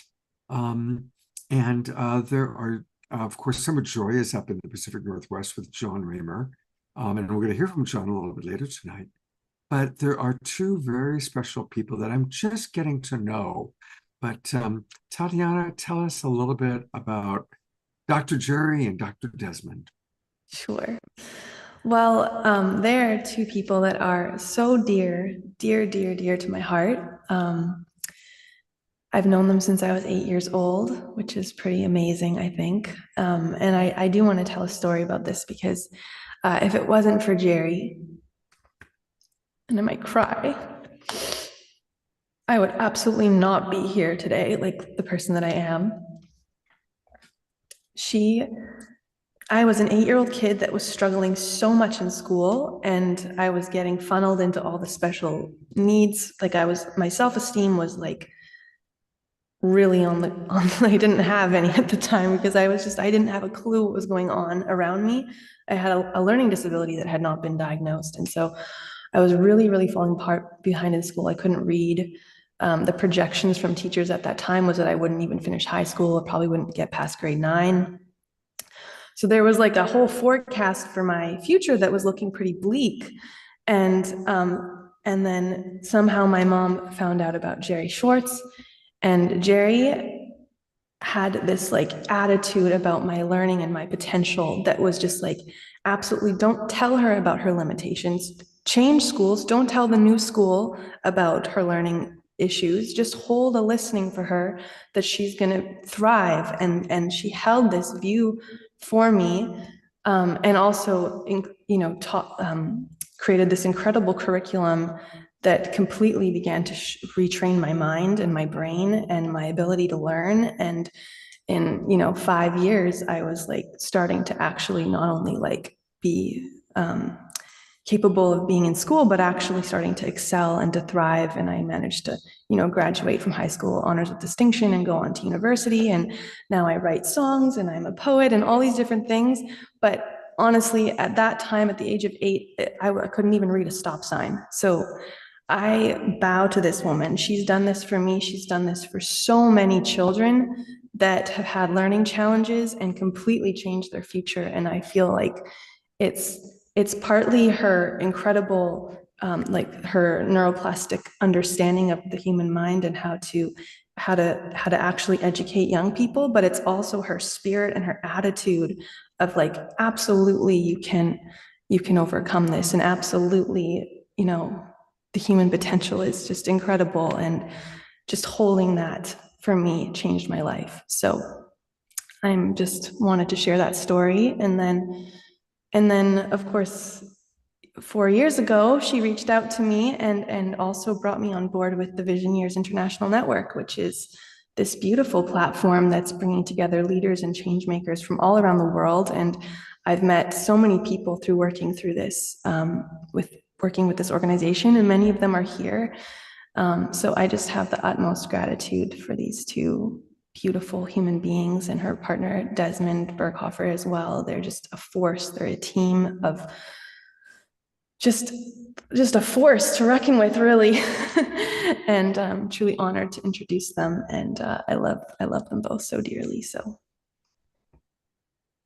What a beautiful testimonial, and welcome to the Awakening World, Desmond and Dr. Jerry. Thank you both so much for supporting our beloved Tatiana to flower. And I know you requested that we pre-record, so we've actually pre-recorded videos with you, but they are here with us live right now.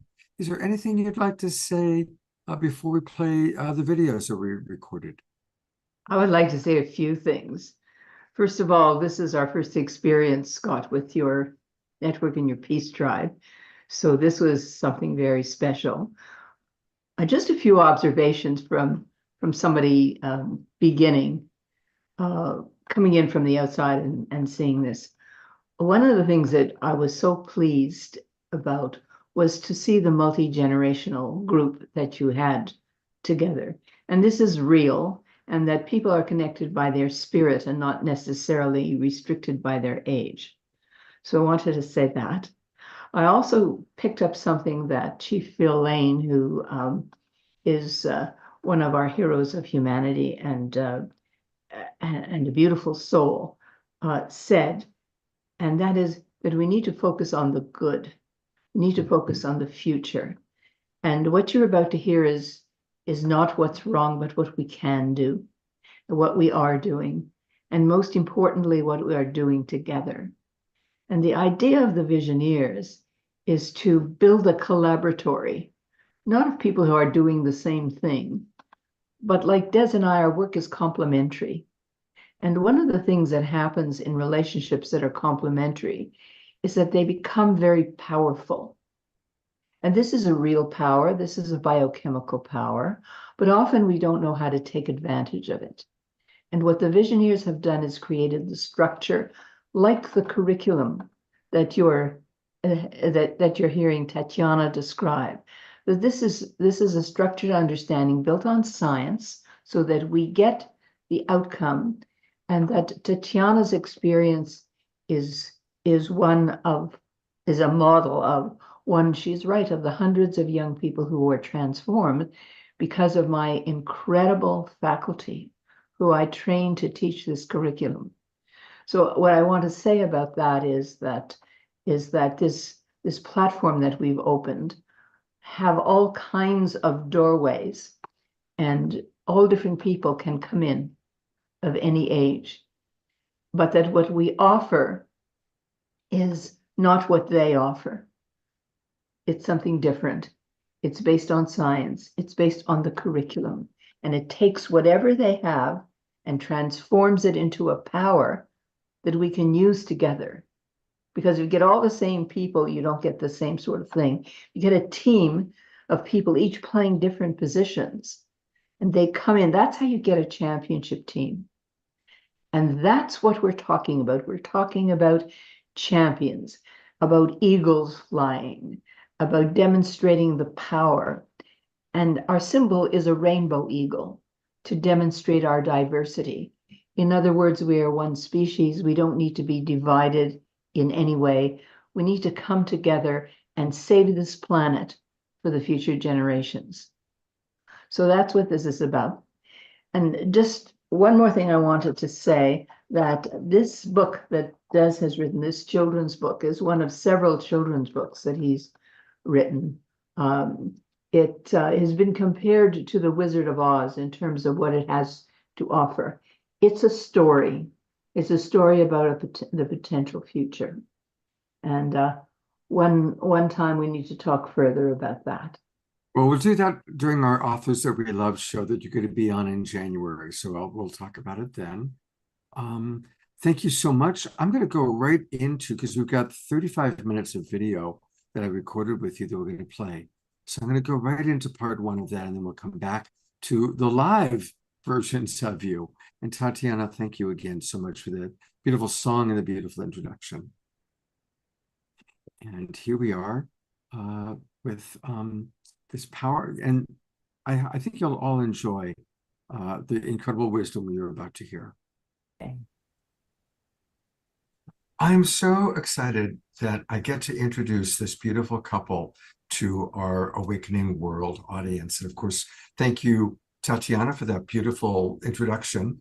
And even though they're in the audience with us, we decided to pre-record this segment so that we would have their slides and everything, really presented exactly like they wanted to. But Dr. Berghofer and Dr. Schwartz, also known as Des and Jerry, have been really contributing to our Awakening World for decades. And it's such an honor to have you with us. Welcome to the Global Peace Tribe. It's great to be here, Scott. Yeah, it's a real pleasure. Now, we're going to talk with each of you a little bit privately, and actually, you're going to kind of go on and off camera. So there'll be moments that will be with both of you, moments will just be with Jerry, moments will be with Desmond. But I'd love to start by asking you, as a couple, and as a beautiful model of a married couple, how has your journey, as all that you've created, all that you've contributed, how has it been as a couple doing that together? Well, You want to take a shot of that? Maybe I'll start. Scott, one of the things that is in my head all the time is my science. So I'm going to answer your question first of all. What happens in a relationship when two people work together is that the internal biochemistry is enhanced and empowers each of them. So because our roles are complementary, we're not competing with each other.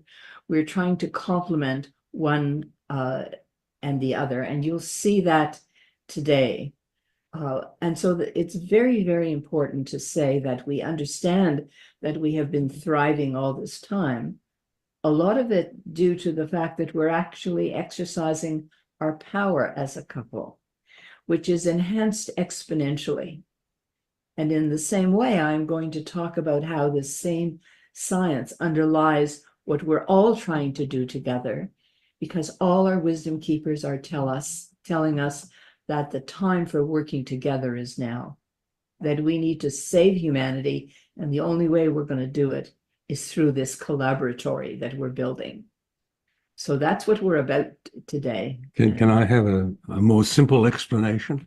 I just knew halfway through my life when I met Jerry that this was someone that I could love and work with in a fabulous way, because she had such a great mind and was already embarked on her own journey. So we've just carried it on, complementing each other. I love both of your answers. Both of your answers really touch my heart and are very inspiring. So, and you met midlife, which is really beautiful, and gives hope to us all, those of us that are so that's beautiful. Laura likes the word. Well, I'm going to ask, my first question, I guess, is going to be for Jerry. And Jerry, I understand you're looking for a sweeping change to a global culture of peace. And we are the Global Peace Tribe. And so you're inviting us as the Global Peace Tribe to join you on this grand adventure. Jerry, can you begin by telling us how you're doing this? What is this sweeping change? Okay.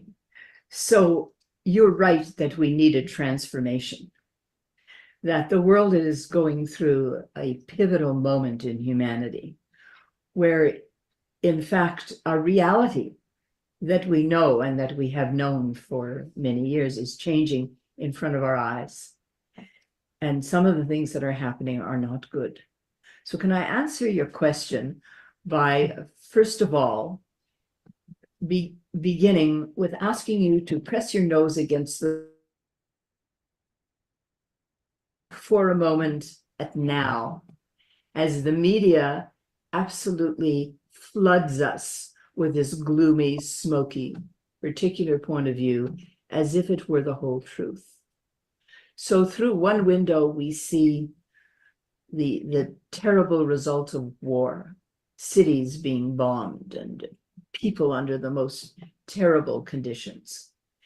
And we see, especially here in British Columbia, where we have many forests, we see these forests burning with wildfire because of our heating up of our planet. We see rivers of rain causing floods that sweep everything out of the way. They report on crime and greed and every kind of bad thing you can imagine. And as a scientist, I understand that this affects everybody's mind and heart who is open to receive any of the signals that are coming in from these stories. Okay. So now here we are, and we should be feeling, oh, what did she say? Now look at the other side of the window, the right side of the window. And what you see are cities thriving, people going about their activities with smiles and energy, children playing in playgrounds. You see the most incredible culture, advances in science and medicine. And what you see are millions of acts of compassion, kindness taking place every moment. So there is more than one truth out there. And we'd like to focus the rest of this response that we give on what is going on out there that reflects human nobility and our evolution towards goodness. And luckily, what we understand is this terrific chaos out there produces the opportunity for breakthrough. And so that's where we begin. Breakthrough. How can we scale up the response of millions of people to tell the new story that all of us are interested in supporting? That's what we have in common. How can we do this? So what we have done is we have built a multi-generational, diverse, global website that enables and empowers people to tell their own new story. Okay? So the purpose of what we are trying to do is to show that there's more than one truth, and that 95% of what's going on out there shows our humanity as a noble species. Okay? That we are one species, that we are living in an energetic, connected universe as well as world. This is non-local and it's entangled. And we can be in connection with each other with an open mind and an open heart, and send the signals differently than the ones that are going out right now. So we launched this program 14 months ago, where when we began to promote it and start it, we had about 40 leaders in 3 countries. And over these last 14 months, people have been so hungry for a good side of what we have to offer that we are now sending our work into a network of more than 1,100 people in 62 countries. So that in itself is an amazing phenomenon. And now we have the opportunity to set up what we are trying to do today, all of us, this collaboratory. Because science is having a moment of a renaissance, a renewal at this moment in time, when they're presenting reality with a completely different picture than we have understood. Now, this is a Columbus moment, a moment when it was discovered the world is not flat. And what are we going to do about that? This is a Galileo moment, a moment when Galileo, looking through his telescope, saw that the Earth was not the center of the cosmos, and that magnificent cosmos out there was for us to be explored. So, given that we have this moment, science reveals two streams of information that are very important for us to understand. The first is that the brain is neuroplastic, meaning that at every age, as long as we're living and breathing, we can change and get better so long as our mind and heart are open. So this neuroplastic mind has changed our understanding of what is the most powerful energy in the universe. In the universe, it is not oil, it is not nuclear power, even nuclear power, or even the sun or the wind. The greatest power available to us to do this big job, because of our neuroplastic brain and because of all the things that have been going on at the moment, is you. And here's the thing, that if one of us looks for strategic and fresh new ideas through our own mind, we have magnificent ability to find solutions for the mega problems we face. But the crunch here is that if two people work together, the ability and empowerment is exponential compared to what it is when one person does it. And so what about this collaboratory? When we bring together thousands of leaders, all of whom are doing magnificent things, and we tell the new story together. And that's the opportunity that the Visioneers is providing for the world at this moment in time. And we are living in this moment of history where we will be accountable for either the survival or not of our species, given the mega crises, and we will be responsible when it thrives. So what we need to do is to understand that this reality change is not coming in an airy-fairy way out of the sky. It's coming from quantum physics based on the Bohmian model.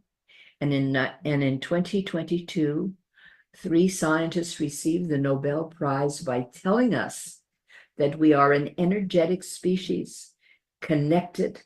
We are one species. And when we harm someone else, we harm ourselves. But when we empower someone else, you can imagine the exponential growth of this empowerment. And later on, I'd like to give you a perfect example about the potential empowerment, upping the scale, upshifting, as Ervin Laszlo says. I'd like to tell you about how we can actually do this. So that's where I'd like to stop for the moment.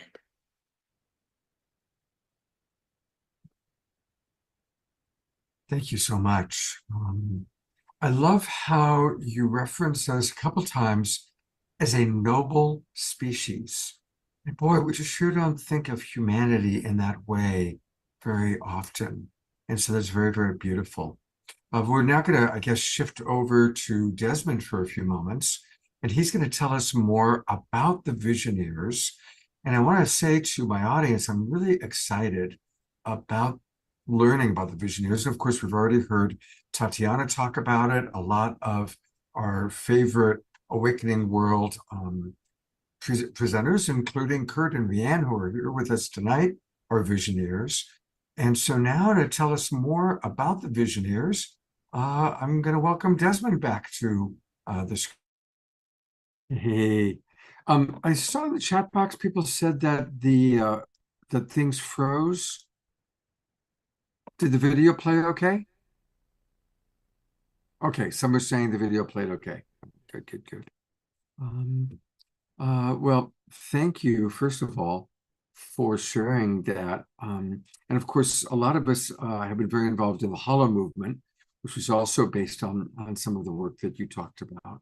Are you able to hear me okay? Okay, great, good. All right, we're going to go, I guess, to part 2, which is what Desmond had to share. And we're going to hear from them both. And again, everybody, you can find their website at thevisioneers.ca. Thevisioneers.ca. Takes me a moment to pull up this video because it's in a very large folder with a lot of Scott videos. So give me a moment. Come on, where are you?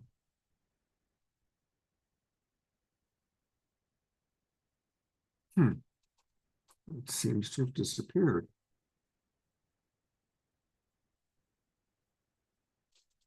Two visioneers.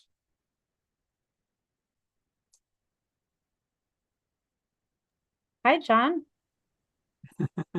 Is John Raymer here?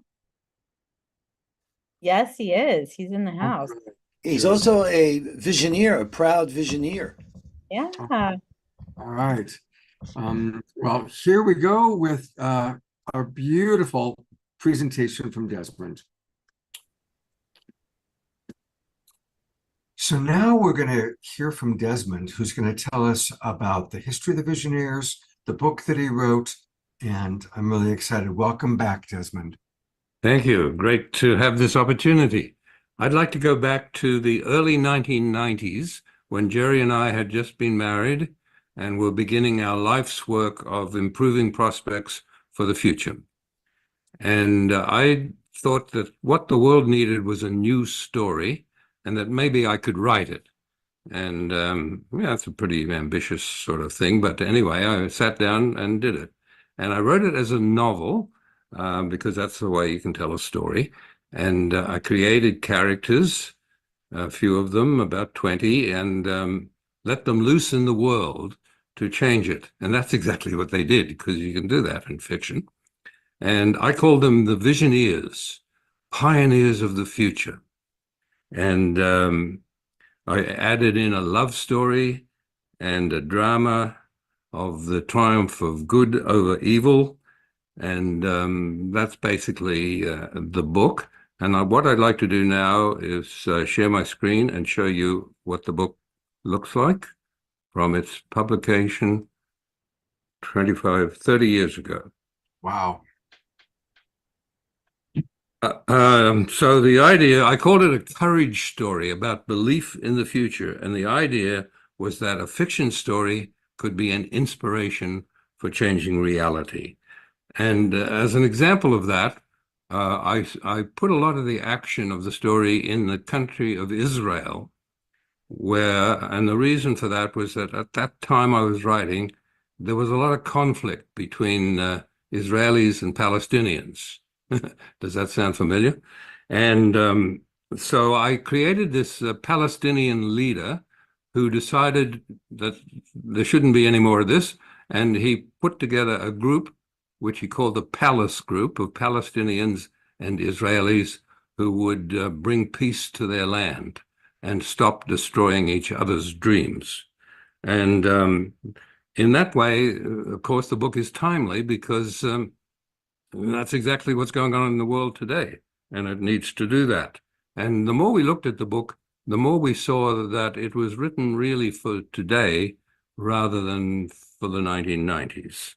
And so we decided to use it as the inspiration for this Visioneers project. And I'll talk more about that in a moment. But before I leave the book, I want to say that we also released it as an audio book or an audio version, with just the two of us, sitting down and recording, talking about it, reading the male and female roles, reading excerpts from the book, and having a lot of fun as we did it. And when you listen to it, you'll experience that fun. And we've put all of this now on our website so that people who join us as Visioneers can get a gift of the audio theater of the Visioneers story. The book itself is available on Amazon as an ebook and also in print. And I have a storage of some copies that I send out to people who join us and give us a donation of $50 or more. So that's the story of the book. But what I want to go on to now is the story of the Visioneers project, which Jerry was alluding to. We decided that using the new technology, we could present an alternative to what the mainstream media was telling us. And we knew that there were large numbers of people out there in the world doing good work. These were the visioneers of my imagination. And but they're living in silos. They're not connected. And so we wanted to showcase their work and encourage them to meet each other and collaborate in a web of good work. And the way we decided to do that was to create what we called a virtual expo. This was based on the international exhibitions and world fairs, where countries put up their pavilions and people come to visit. And in our virtual expo, you don't have to travel because it's right there on your computer on our website. And I'd like to show what that looks like. So here's our virtual expo.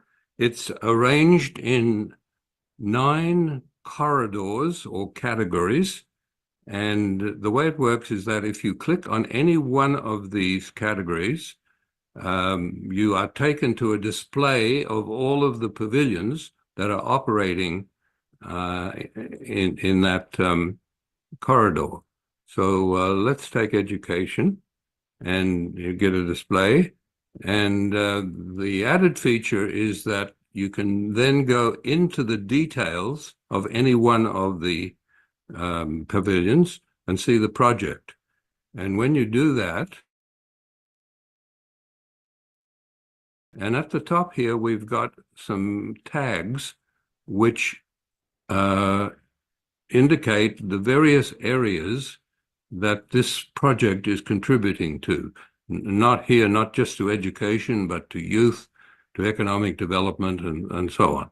And if you click on any one of those tags, then you are taken to all of the other visioneers who are working in that area. And so in this way, you can curate your own journey through the web of good work. And so that's an added feature of the site. Now I want to go on to our second pavilion, or our second platform, and this we call the Visioneers Masterworks Emporium. What it is a virtual library modeled on the ancient library of Alexandria, which was set up to preserve the wisdom of the ancient world on papyrus scrolls. Well, in our modern library, we're not limited to writing. We can have all of these other areas of communication. And so we have film, art, poetry, music, photography, and so on. So that's and all of this is displaying the work of the Visioneers clustered in those corridors. And a third platform we call the Wall of Stories. This is a way to connect what the Visioneers are doing to the United Nations 17 Sustainable Development Goals.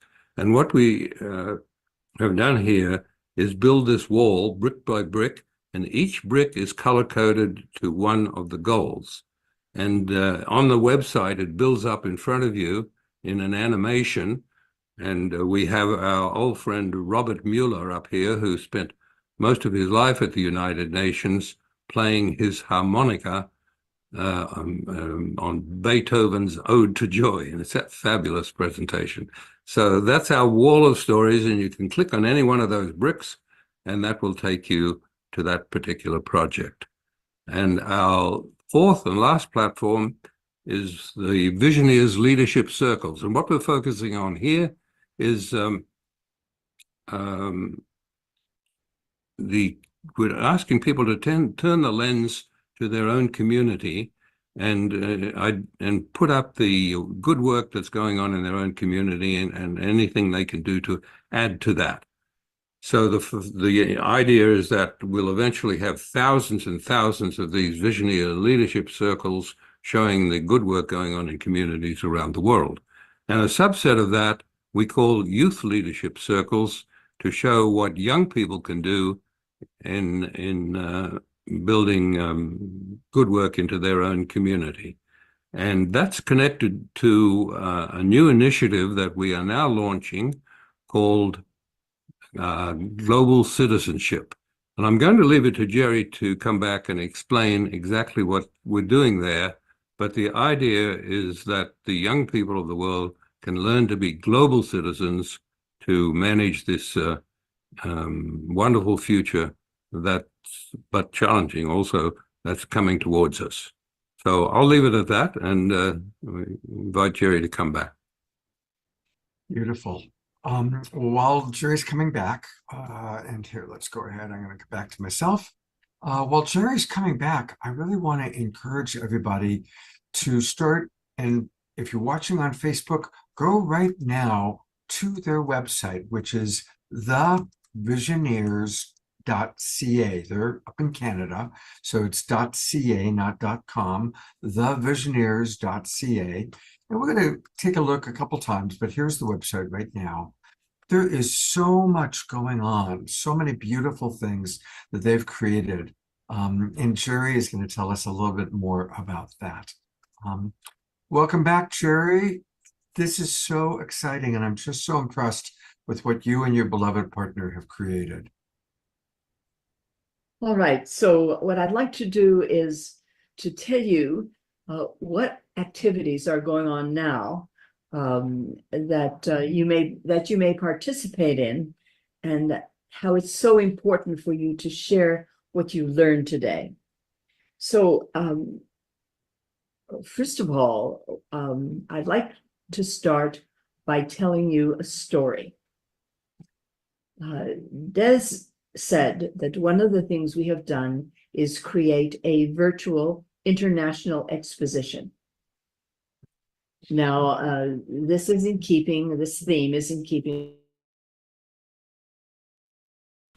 And so what has happened with the wall of stories is that it's gone from taking just a few seconds to build till now there are so many stories on it that it takes 6 minutes of this animation to go by. Of course, you can stop it at any moment, because as you click on any of these bricks, that pavilion comes up, and from that pavilion you can curate the rest of your own journey as you want, or start again. So that's really important. And so I just like to begin with one of these stories that is close to me, and they'll give you a sense of the extraordinary possibilities for you and your community.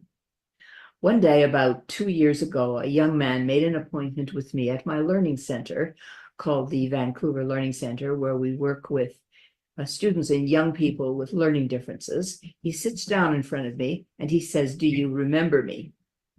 Well, here's this beautiful young man. I'm looking at him. The eyes look kind of interesting, but I'm not very good at telling lies. So I had to admit to him that I did not remember him. "Oh," he said, "I was here when I was 8, and I was a terrible failure. I couldn't read, I couldn't write or calculate or spell. I was a complete failure in grade 3. Long story short, you fixed me, and now I'm out there in the world." So for a kid with learning disabilities, graduating with honors from high school is a very tough slog, but he did this. And he also earned 2 undergraduate degrees from one of our best universities in Canada, Queen's University. And now he had registered for his doctorate at the University of British Columbia, his home city, in order to complete his education. Also an extraordinary thing. However, he had what we call a gap year. And like many young people, he decided to go about and travel about the world. And he found himself in Africa, in a little village in Uganda. And being very curious, he wondered why the children were not going to school. And so asking the story, he learned that every child from 5 years old on had a job. What was the job? They had to take a pail of water, walk 2 hours every day to a clean water source, and bring the pail back of water, and every drop counted, and that's how the village survived. So I was telling you about people's good work. Aaron found a way to build wells in the village, but that wasn't enough because the children still weren't going to school. So being a techie kind of guy, he came home to Vancouver, and here's what he did. He had young teenagers read children's books into this app, and every time they said a word, the screen lit up. And in this way, with some other help, he was teaching children to read.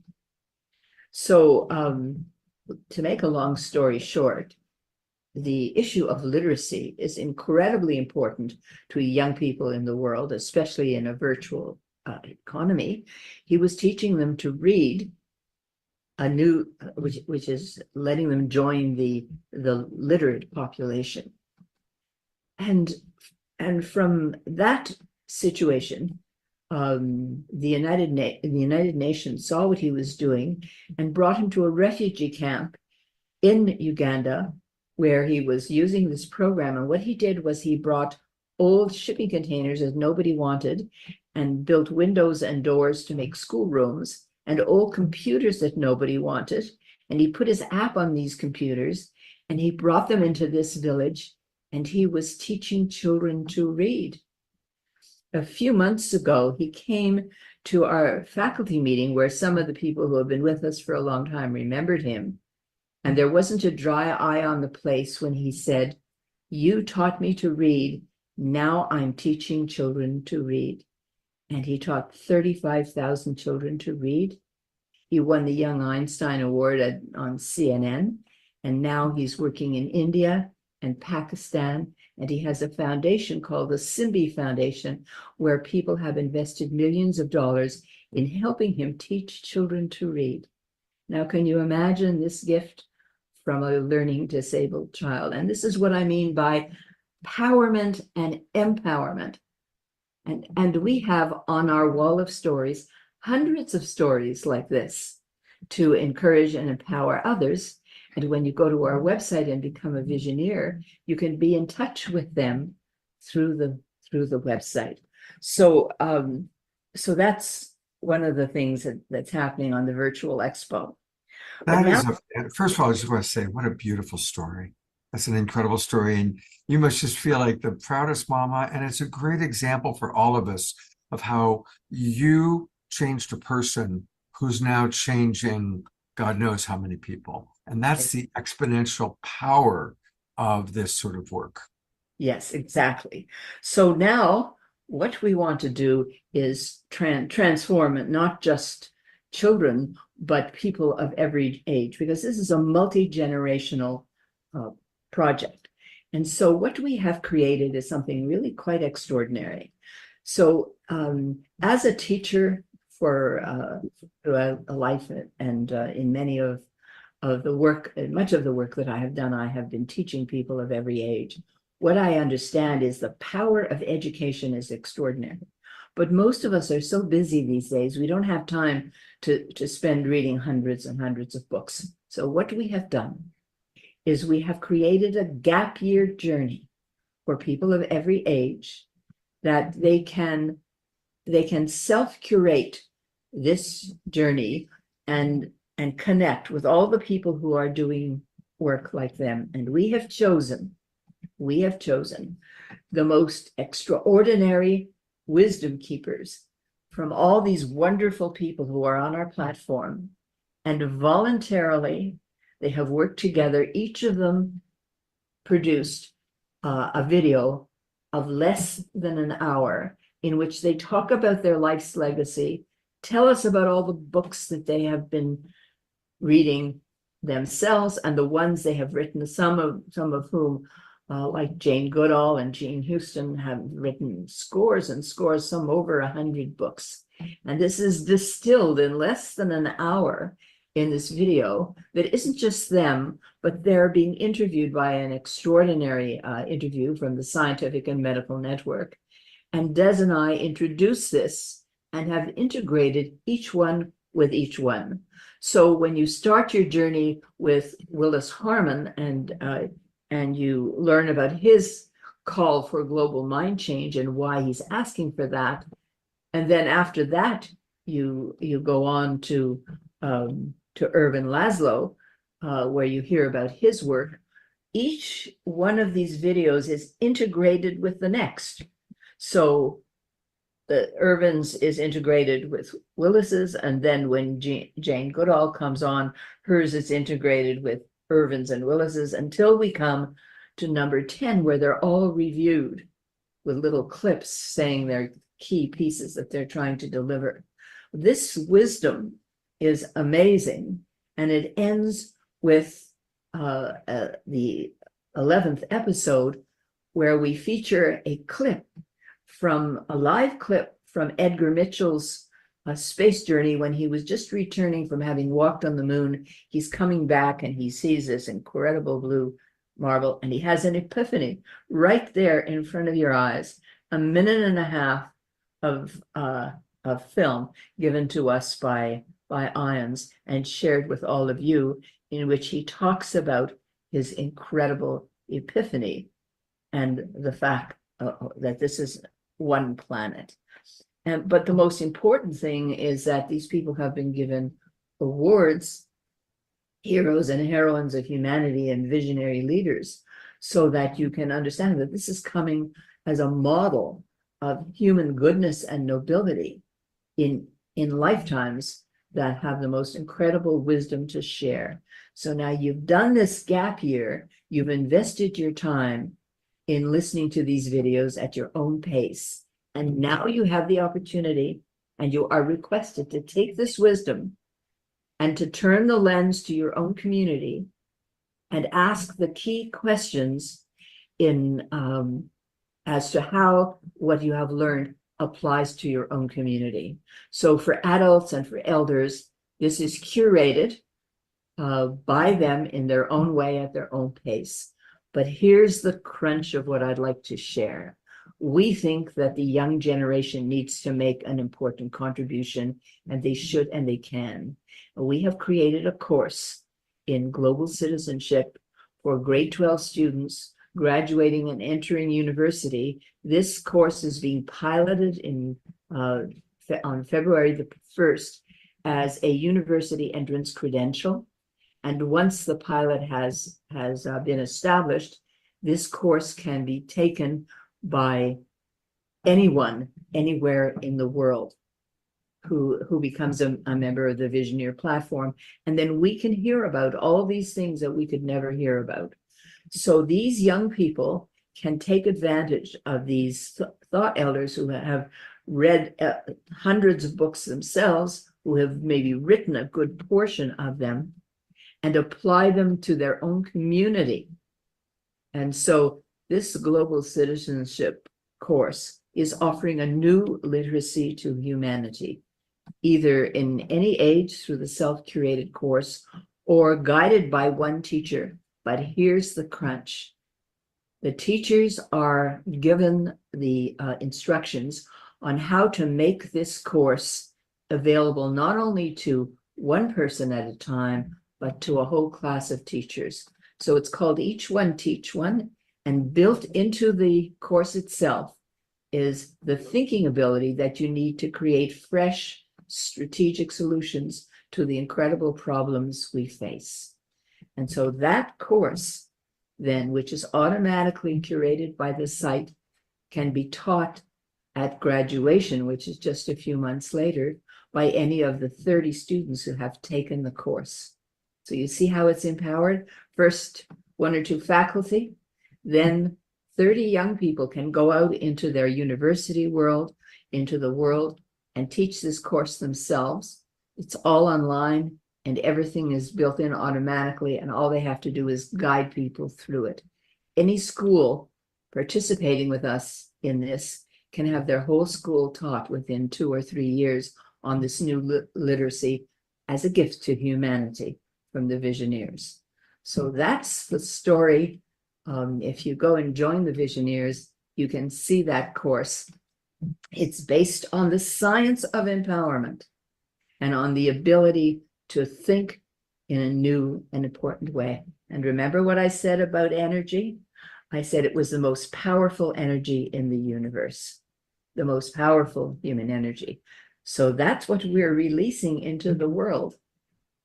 And it's non-toxic, and it doesn't defeat the planet. There you go. Beautiful. Well, we're going to bring Desmond back and for a final conclusion, but one more time, I just want to show people while Desmond joins us, you can find all of this by going to thevisioneers.ca, as in Canada, thevisioneers.ca. And first off, I want to encourage everybody, click join. Right up in the upper right-hand corner, click join. There's a lot of different levels. You can come in for free. You can come in as a Visioneer, a supporting Visioneer. Let's join and really support this incredible project that they're doing. And then also, if you go to the Wage and Peace Project, click right here, start your journey. That's a really good place to start, where you can start looking at these beautiful videos that she just described, everybody from Jane Goodall to Edgar Mitchell. And I'm proud to say that about, well, half of these people, Irvin Laszlo, have been on, of course, our show, but there's some people here that we haven't seen on the Awakening World. So that's going to be exciting too. So definitely join the Visioneers, and what a beautiful legacy you've created. And it's so well thought out, and it's so complete. It's really, it's an honor to have you on our show and to introduce your beautiful work. And now I know why Tatiana and all of your friends were so excited and have been singing your praises for so long. It's just an honor. I also want to acknowledge that Dr. Jerry Schwartz has written a wonderful book, and you'll have to wait until Wednesday night, January 10th, to learn all about it, because she will be on our next edition, Authors That We Love, where we're going to learn about her book that she wrote. So we're going to get more of you early next year. So we're excited about that. And are there any final thoughts, anything that either of you want to share with our audience before we conclude? I would just like to underline this last thing Jerry was talking about, an educational project that's being introduced into the formal educational system, because the formal educational system is what builds the world. It's built the world we've got, and now we've got to change it to build the world that we want. And in Canada, we have an association called the Council of Ministers of Education, and they have already endorsed the concept of global citizenship as a sixth competency, along with creative thinking, and so on. And so we feel that by working with the formal educational system now, we can get this whole thing moving and move it up to UNESCO and through their resources into the whole world. And this can be really transformational. So we invite you to keep in touch as we go ahead with this in the next year. Do I get a turn? Yeah, absolutely. And thank you, Desmond. Thank you. I would like to remind people that Einstein said that you cannot find a new and different solution by thinking the same thing and at the same level, that humanity is in a moment of evolution, and that we understand the brain is neuroplastic. Now, this course in global citizenship, whether it's taken by adults or elders of any age who take it as a gap year, or whether it's taken as a course in school, begins with knowledge. And that's why it's very important to take your time and listen carefully to what people are saying in a distilled way. But the course in global citizenship also teaches the 5 competencies, the learning to learn competencies that the Ministry of Education is counting on as competency for high school graduation. But that doesn't mean to say that's the only people who can have it are high school graduates, because it's offered freely to everybody who takes the course. And this course can be edited by teachers so that they use the videos and the parts of it that they want. And their student responses are also automatically online. They can be shared with each other. They learn how to learn, as well as learning the concept of global citizenship. That's the key. People need to open their minds and hearts and their whole gut and self to really understand that everyone has the opportunity to participate in a transformed environment, and that the world is in such a place right now, such an existential moment. Wouldn't it be wonderful if 1,000 of us could start affecting 1,000 others and 1,000 others? And that's how the website is set up, for you not only to take it yourself, but to share and empower. And what it does is it teaches the secondary and tertiary level of thinking, so that you come out not only knowing about global citizenship, but how to think and how to find new solutions. So for this reason, I would really encourage people of good mind and heart to get out there, to invest in themselves and in the knowledge that these wonderful thought keepers have to give us, and to go ahead and let it affect your own community. And tell us about it. Beautiful. Well, again, this is just a homeopathic dose of the incredible wisdom that you two bring, the beautiful projects that you've brought. Everybody, let's join the Visioneers. Let's be generous and let's donate. Green Energy, they're providing us with all these amazing videos and tools to learn. Let's all take a gap year, metaphorically, and let's all join the Visioneers. Thank you both so much. And Geraldine, I'm looking forward to seeing you again on January 10th. Okay. Wow. I mean, there's so many responses in our chat box. I don't know if you've been reading what everybody's been writing, but already people that are joining. One person has quit her job so she can take a gap year and study everything you've provided. There's a lot of enthusiasm from our Global Peace Tribe for just such an extraordinary thing that you've created. And I hope you are seeing those comments. Scott, could somebody put on the gap? There were these little on the chat. There were little sort of frozen moments, and one of them came on a key part when I said, "What is the greatest force of energy in the universe?" I'd like to tell them that the greatest force of energy is human creative imagination, and when it's joined with more than one person, when it's joined with a collaboratory, nothing will stop us from saving the world.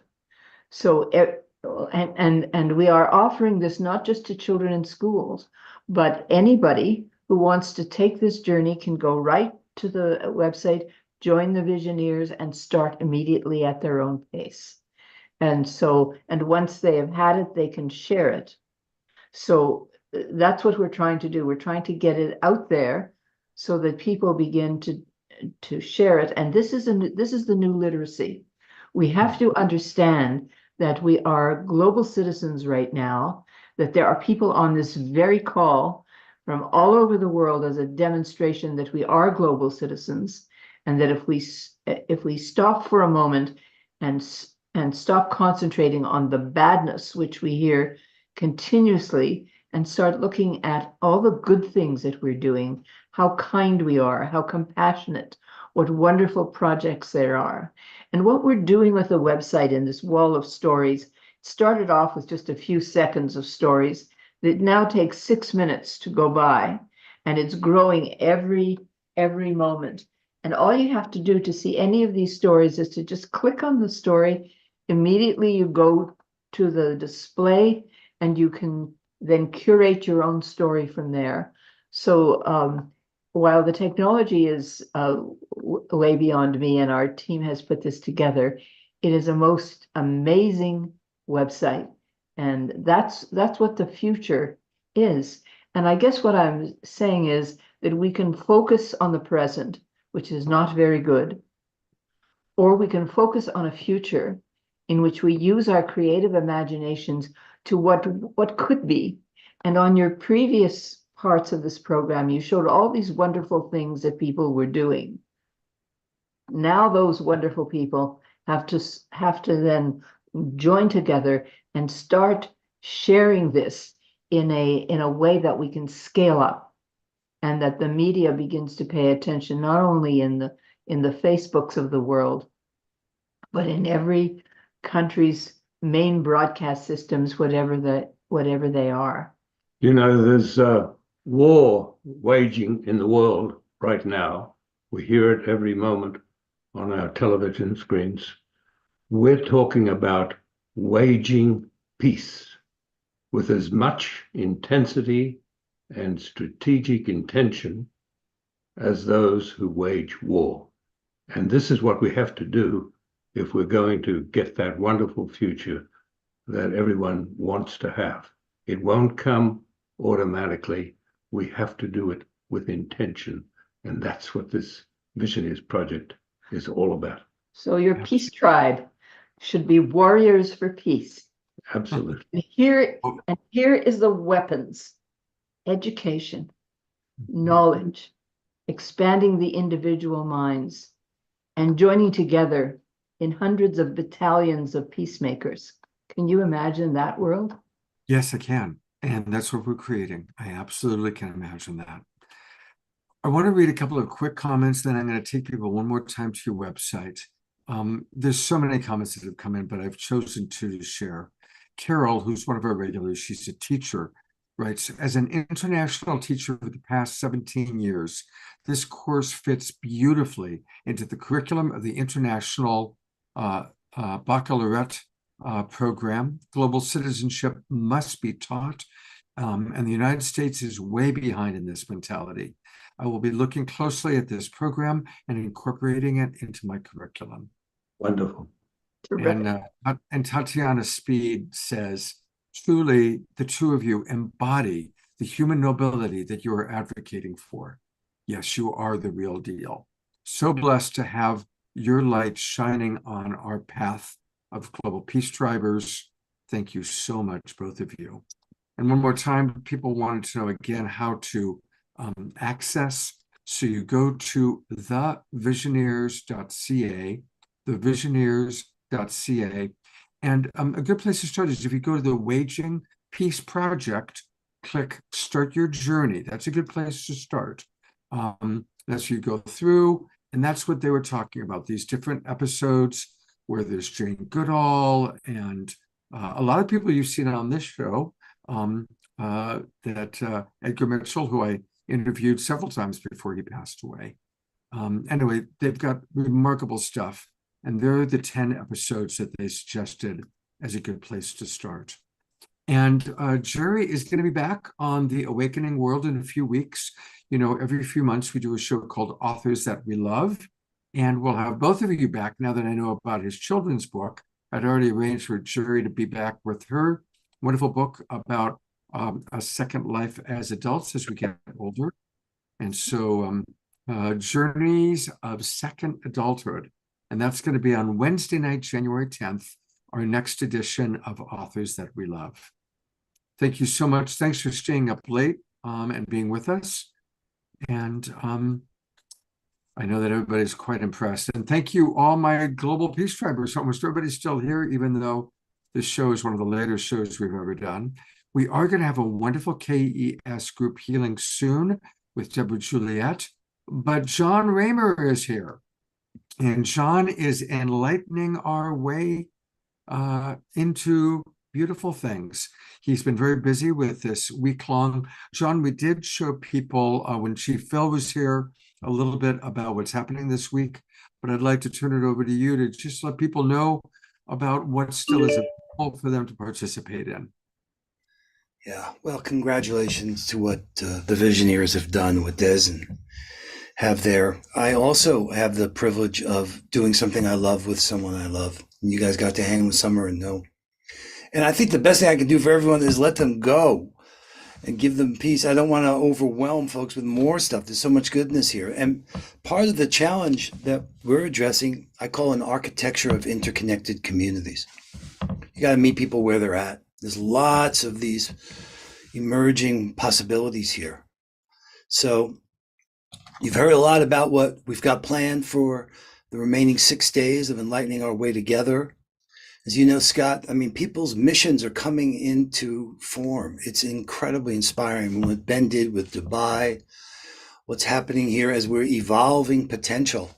And Brother Phil finishing this book and writing and lighting these eighth fire all over as prophesied. This is a remarkable time. And Summer's going to be dancing for 24 hours. And just let me show you where it's all accessible to you. It's free to everybody. And there's so many amazing social innovators here. And I could just show you. So this is the Mighty Network. On the left is Enlightening Our Way Together. You see all these different spaces. You go to the hub to get all the help you need. The Hague Center with Anna Marie's got the Unity of Justice. But if I go to one of these spaces, these convergence rooms, and I look at the events, you can see what's unfolding here. So we start in the morning with MLK, from MLK to Native American empowerment, a message from the heart of the Amazon and the Mamos. This is just tomorrow, okay? So many folks doing so many amazing things right now. The future is not like it was in the past. And we know that these brilliant insights and the wisdom that we have needs to turn into real change in the way we're behaving with each other and towards each other. That's why what the Visioneers done is so inspiring. That's why so many of what we're up to, it's no longer time for just putting this forward like theory. It's time to put it into practice. And you could see it here. Jane Goodall and so many folks, and Brother Phil has been such an inspiration to so many of us for so long. So this is just what's happening during the Enlightening Our Way Together inside of one world, where we have really looking, and I mentioned this about an architecture of interconnected communities. I think this is so important because people can easily be overwhelmed. Oh my God, there's so many places to go and so many things to do. Well, we all got to weave our own way through it. But in here, we talk about in detail, how are we going to connect up all these different places? That's why when I see what the Visioneers has done, and on top of that, what the Holo movement has done, and this whole idea of the future of online communities, and how are we going to be able to not get trapped in these different platforms? I have a picture here just to make this point.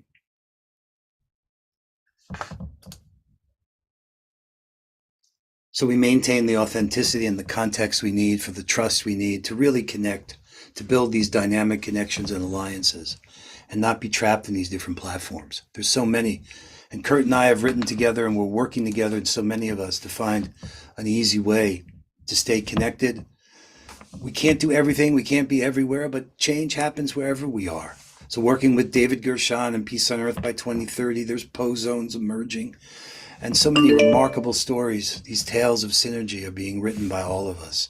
Deep bows to everyone and what you're doing. If there's any way that we can help, go to One World, oneworld.earth.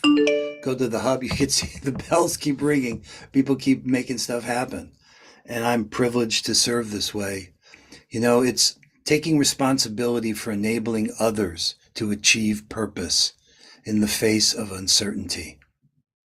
Those are the words of Marshall Gans. That's leadership for me. That's when I see what you two have done with the Visioneers. It's very similar to what you do too, Scott, bringing light to those that are really taking on the challenges that we're facing by bringing forward new ways of living together. Patricia Ann Davis, living the loving way as a way of life, walking in beauty. The indigenous voices, the youth, the women, art, culture, creativity, it's all emerging right now. What a time to be alive. Amazing. Absolutely amazing. Well, thank you, John. I know you've done a tremendous amount of work to pull together this incredible week. I was able to be with you this morning for Harry and Tamsin, Dr. Tamsin, teaming up for Brand Earth. Exactly. So thank you for everything you're doing. And yeah, we've got really just one thing after another, and how blessed we are. So I want to give people a little bit of a preview of what we've got coming up. Thank you so much, John. So on Wednesday night, we're going to be with more of our Evolutionary Leader Network friends. Olivia Hansen and Rev Deb went to Dharamsala, India, where they met with the Dalai Lama. And so they're going to share with us all about their experiences on Wednesday night. Also on Wednesday night, Dr. Marty Casey, who had an incredible conversation with the White House yesterday. And she's going to talk about how the White House is now engaging in her programs. So that's going to be our Awakening World show on Wednesday night. And then Thursday, let's all be together. And again, it's going to start with the wonderful concert that I already bought my ticket for, Lullabies for Adults, a winter solstice somatic sound journey with our beloved Tatiana Speed, who of course we've so enjoyed having you with us tonight. Tatiana, it's always really a joy, and I'm really excited about what you're going to provide us on Thursday night, or Thursday morning. And then it's time for Summer J. Raymer. So we go right from Tatiana's concert to Summer Joy, starting her 24-hour experience, an hour of conversation, 22 consecutive hours of dance, and then an hour of conversation. And we'll be with you for that. And then also on Thursday night, our beloved Kristen Hoffman is doing her Sacred Solstice concert. That's going to be at 5 o'clock. That's part of what John was just telling us about, part of the ongoing Enlightening Our Way week. And it's also part of Unity Earth and Unity Earth TV, which is a whole new network. So we've got a wonderful, wonderful week ahead of us. And then next Saturday night is our annual Holy Day show. And we've got Reverend Matthew Fox. We've got Pato and Antoinette. We've got JJ and Desiree Hertok, my co-host, Eden Amadora, and some special surprises. So it's going to be a wonderful, wonderful week. And I'm really excited. Thank you again, Summer Joy. Thank you again, Tatiana. And, you know, we conclude. Thank you, Scott. Thank you. My pleasure. But we're not done Very yet. abundant There's time. more. There's more. Because every Saturday night now, we complete with a KES group healing experience. And that's in collaboration with the Twin Ray community. That's a big part of our community. And, you know, speaking of that, I do also want to mention one other thing, which is our evening meditations that we do. Every night at 6:30 p.m., we do an evening meditation. It's free of charge. Now, I know a lot of you have been coming to them, and I know some of you stopped going because there were a few nights that people that are hosts got confused and didn't show up. But we are making a whole new commitment to really make sure there's always a wonderful host. I'm actually going to be hosting on Monday nights now. So please join us every night, 6:30 p.m. It's a free event, and we drop in and do a beautiful meditation together. Of course, on Wednesday nights and Saturday nights, we do it as part of the Awakening World. And I want to especially encourage people to come on Sunday nights. You see her dancing and moving and grooving. This is Tiara, one of our wonderful Global Peace Tribers. And I try and make it to her meditation on Sundays because she puts so much into it. And I'm putting her on the spot. She didn't know if I was going to put her on or not. But Tiara, when you shared with me how you prepare all day, would you be willing to share that with our audience, please? Sure, thank you.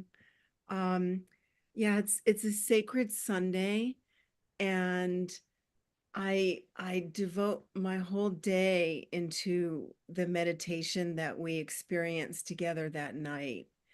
And so I spend the day feeling into the collective field. And then about 4 o'clock, I make sure that all the distractions are dispersed. And at 5 o'clock, I get ready and start to set the field. And I actually come into the Zoom room early at about 6 o'clock. And I go into meditation for us. And at that point, I'm starting to feel into our group to see what's being called for to move our energy forward and to create healing and holding. And then at 6:20, I begin. And as people come in, we drop into, sometimes it's a cauldron, sometimes it's as if we're sitting around the fire. And with every person that comes in, you can feel it deepen. And it's so full of love. And it's an amazing experience to be on this end of it, looking into each square, whether the cameras are on or off, and providing what's being delivered for each individual as well as the collective group.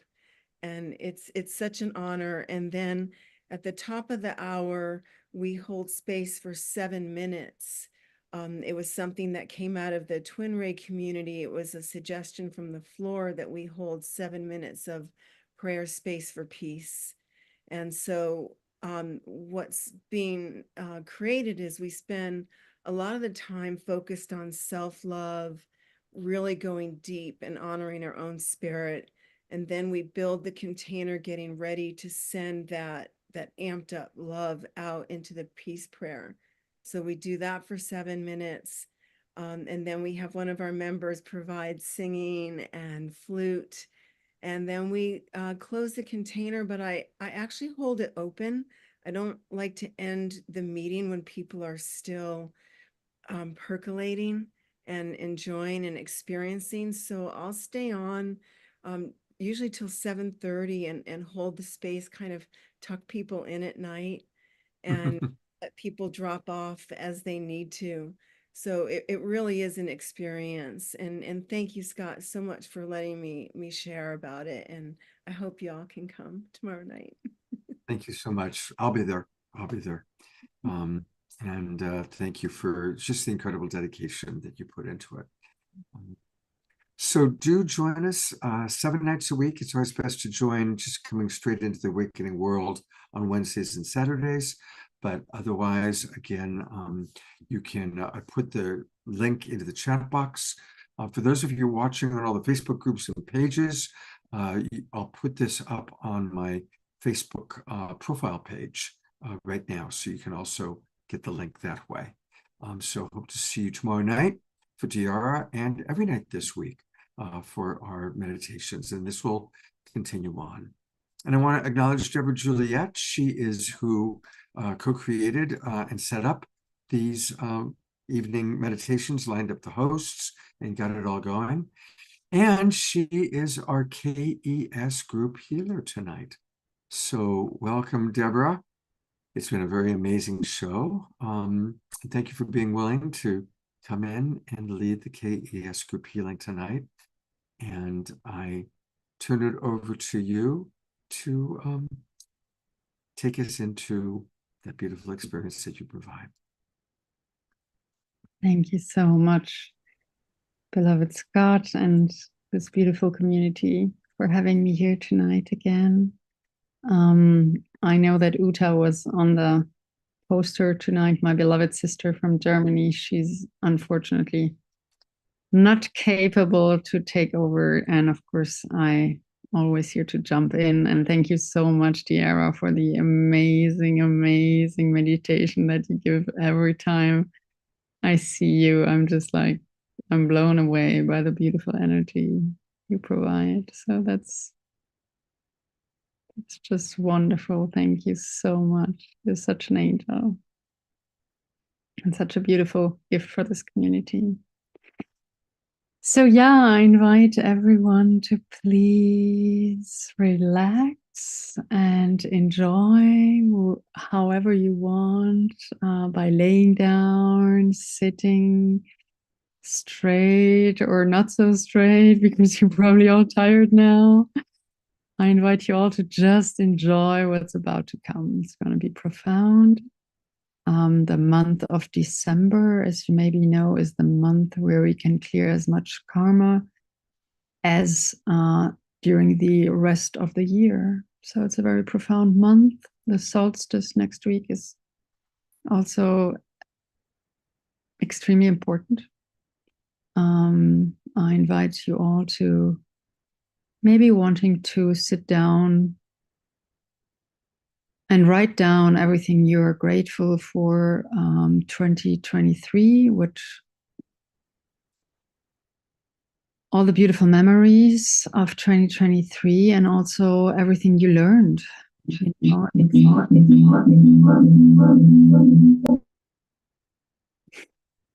We can be grateful for like this.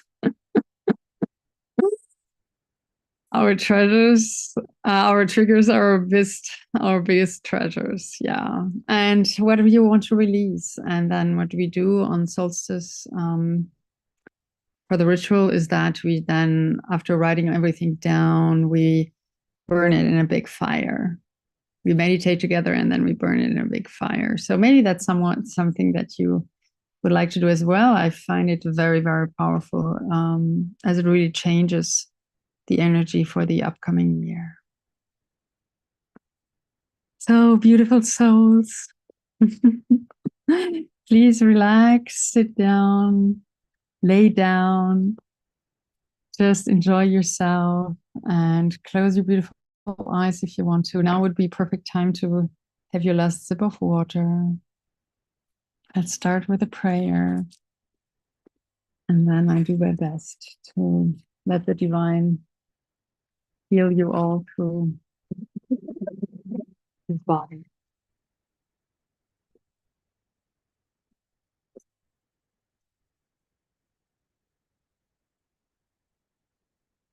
Still of mind and clear of heart. I enter now into the cosmic portal of holy, where the higher self of this beautiful group awaits. With open heart, complete trust and surrender. And in the name of the divine cosmic Christ, I ask now for the manifestation of the highest timeline reality, for this wonderful group to become realized of mind, body, and soul, with gentle lesson and graceful process, and increase this holding as much as the cosmic love, physical body, and everyone's soul shall allow. I choose now to live in the reality where the healing has already been accomplished. The fates have been altered and our prayers answered through thine holy presence of love. While honoring the free will of all, I give my complete thanks and gratitude for all that has already occurred through your mighty presence and thine eternal life. I am free. The soul is free. All is free. And so it is.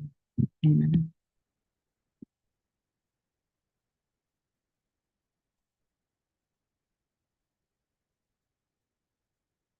Me, Deborah Juliette Kreuzer, call upon the cosmic Christ, supreme intelligence, to support and facilitate this group KES holding fest. I ask permission from all receivers present to receive this group holding with the highest good and divine grace for all involved.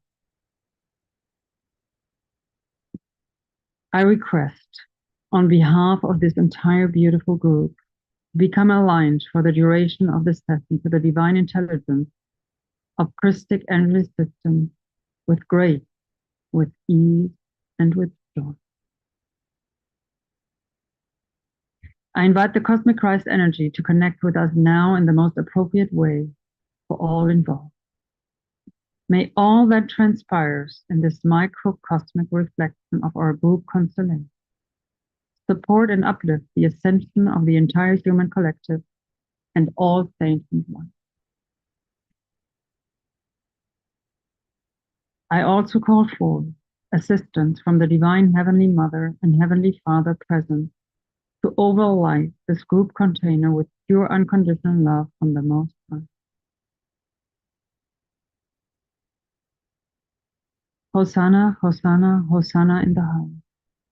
Thank you. And so it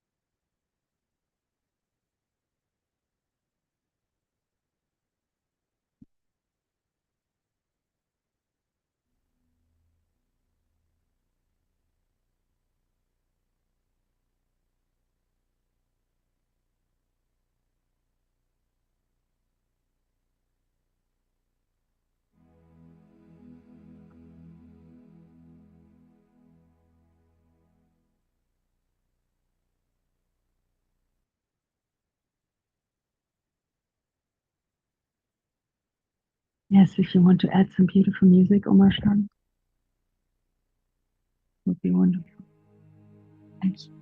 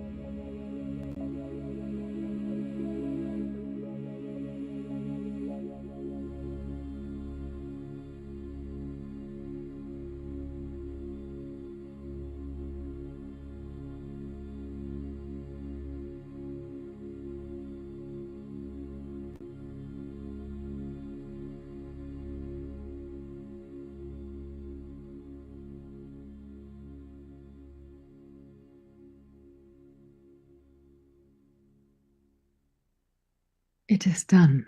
It is done. It is done. It is complete. Thank you so much, beautiful Omar Shar, for this wonderful, wonderful music. Thank you.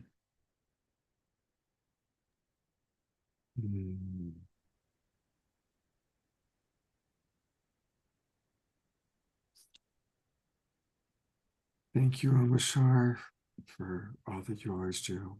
So good to see everybody still with us. And thank you, of course, beloved Deborah, for coming in and jumping in at the last moment, carrying, I'm sure, a lot of positive energy. You were at the Twin Ray doing holiday decorating today. So beautiful energy for you to bring in with us. Thank you. Always my honor and my pleasure. We'll stay on for a moment or two. If anybody wants to put into the chat box what they've been experiencing during this beautiful healing experience, it's always nice to hear from people. If anybody wants to share verbally or put into the writing what they might have experienced, would love to hear what you have to say. And a reminder that everybody's experience is different and everybody's experience matters. And it's just beautiful to see how many of you are here. And I have been getting a lot of wonderful, positive responses about these KES healings. And again, thank you, Deborah, for all that you've done to help organize it. My pleasure. Honor. Is there anything you'd like to share about the services that you offer, Deborah? No, of course, you always can come, and I have been getting beautiful requests from this beautiful tribe, and I'm going to answer them now. I had an incredible 3 last weeks with so many demands and so many emergency healings and emergency teachings also that I had to give. And so I apologize if I could not reply as fast as I wanted and immediately to everyone. But I have all of your beautiful requests, and many, many requests came in and emails, and I'm going to heal each and every one of you. Basically, just send me an email and I'll get back to you. And I thank you so, so much for all of your love and your trust. And it's really a great honor to be here. Thank you again, Deborah. All right, her email address is in the Zoom room. And a big hello to anybody watching on all the Facebook groups and pages. Come and join the Global Peace Tribe. Come and be with us. It's really, really easy to do that. Just go to globalpeacetribe.com, globalpeacetribe.com, and join us. And that way you can come on into the Zoom rooms and be with us directly. We've got a really big week ahead with concerts, Christian Hoffman, Tatiana Speed, Enlightening Our Way Together, and more Awakening World shows, our Holy Day show. So I'm looking forward to sharing all these things with you. It's beautiful to see people, Dorina down in Ecuador, Frode in Europe, friends up in Ashland, Omashar in Colorado. It's lovely to see that we really are truly the Global Peace Tribe. I'm going to go to gallery view. If you want to turn on your cameras, please do. It's beautiful to see 38 wonderful souls still with us at 10 o'clock at night. There's Bonnie and Roger and Lynn and Leaf and Susan. So it's good to see all. And Desmond and Jerry are still with us. God bless you too.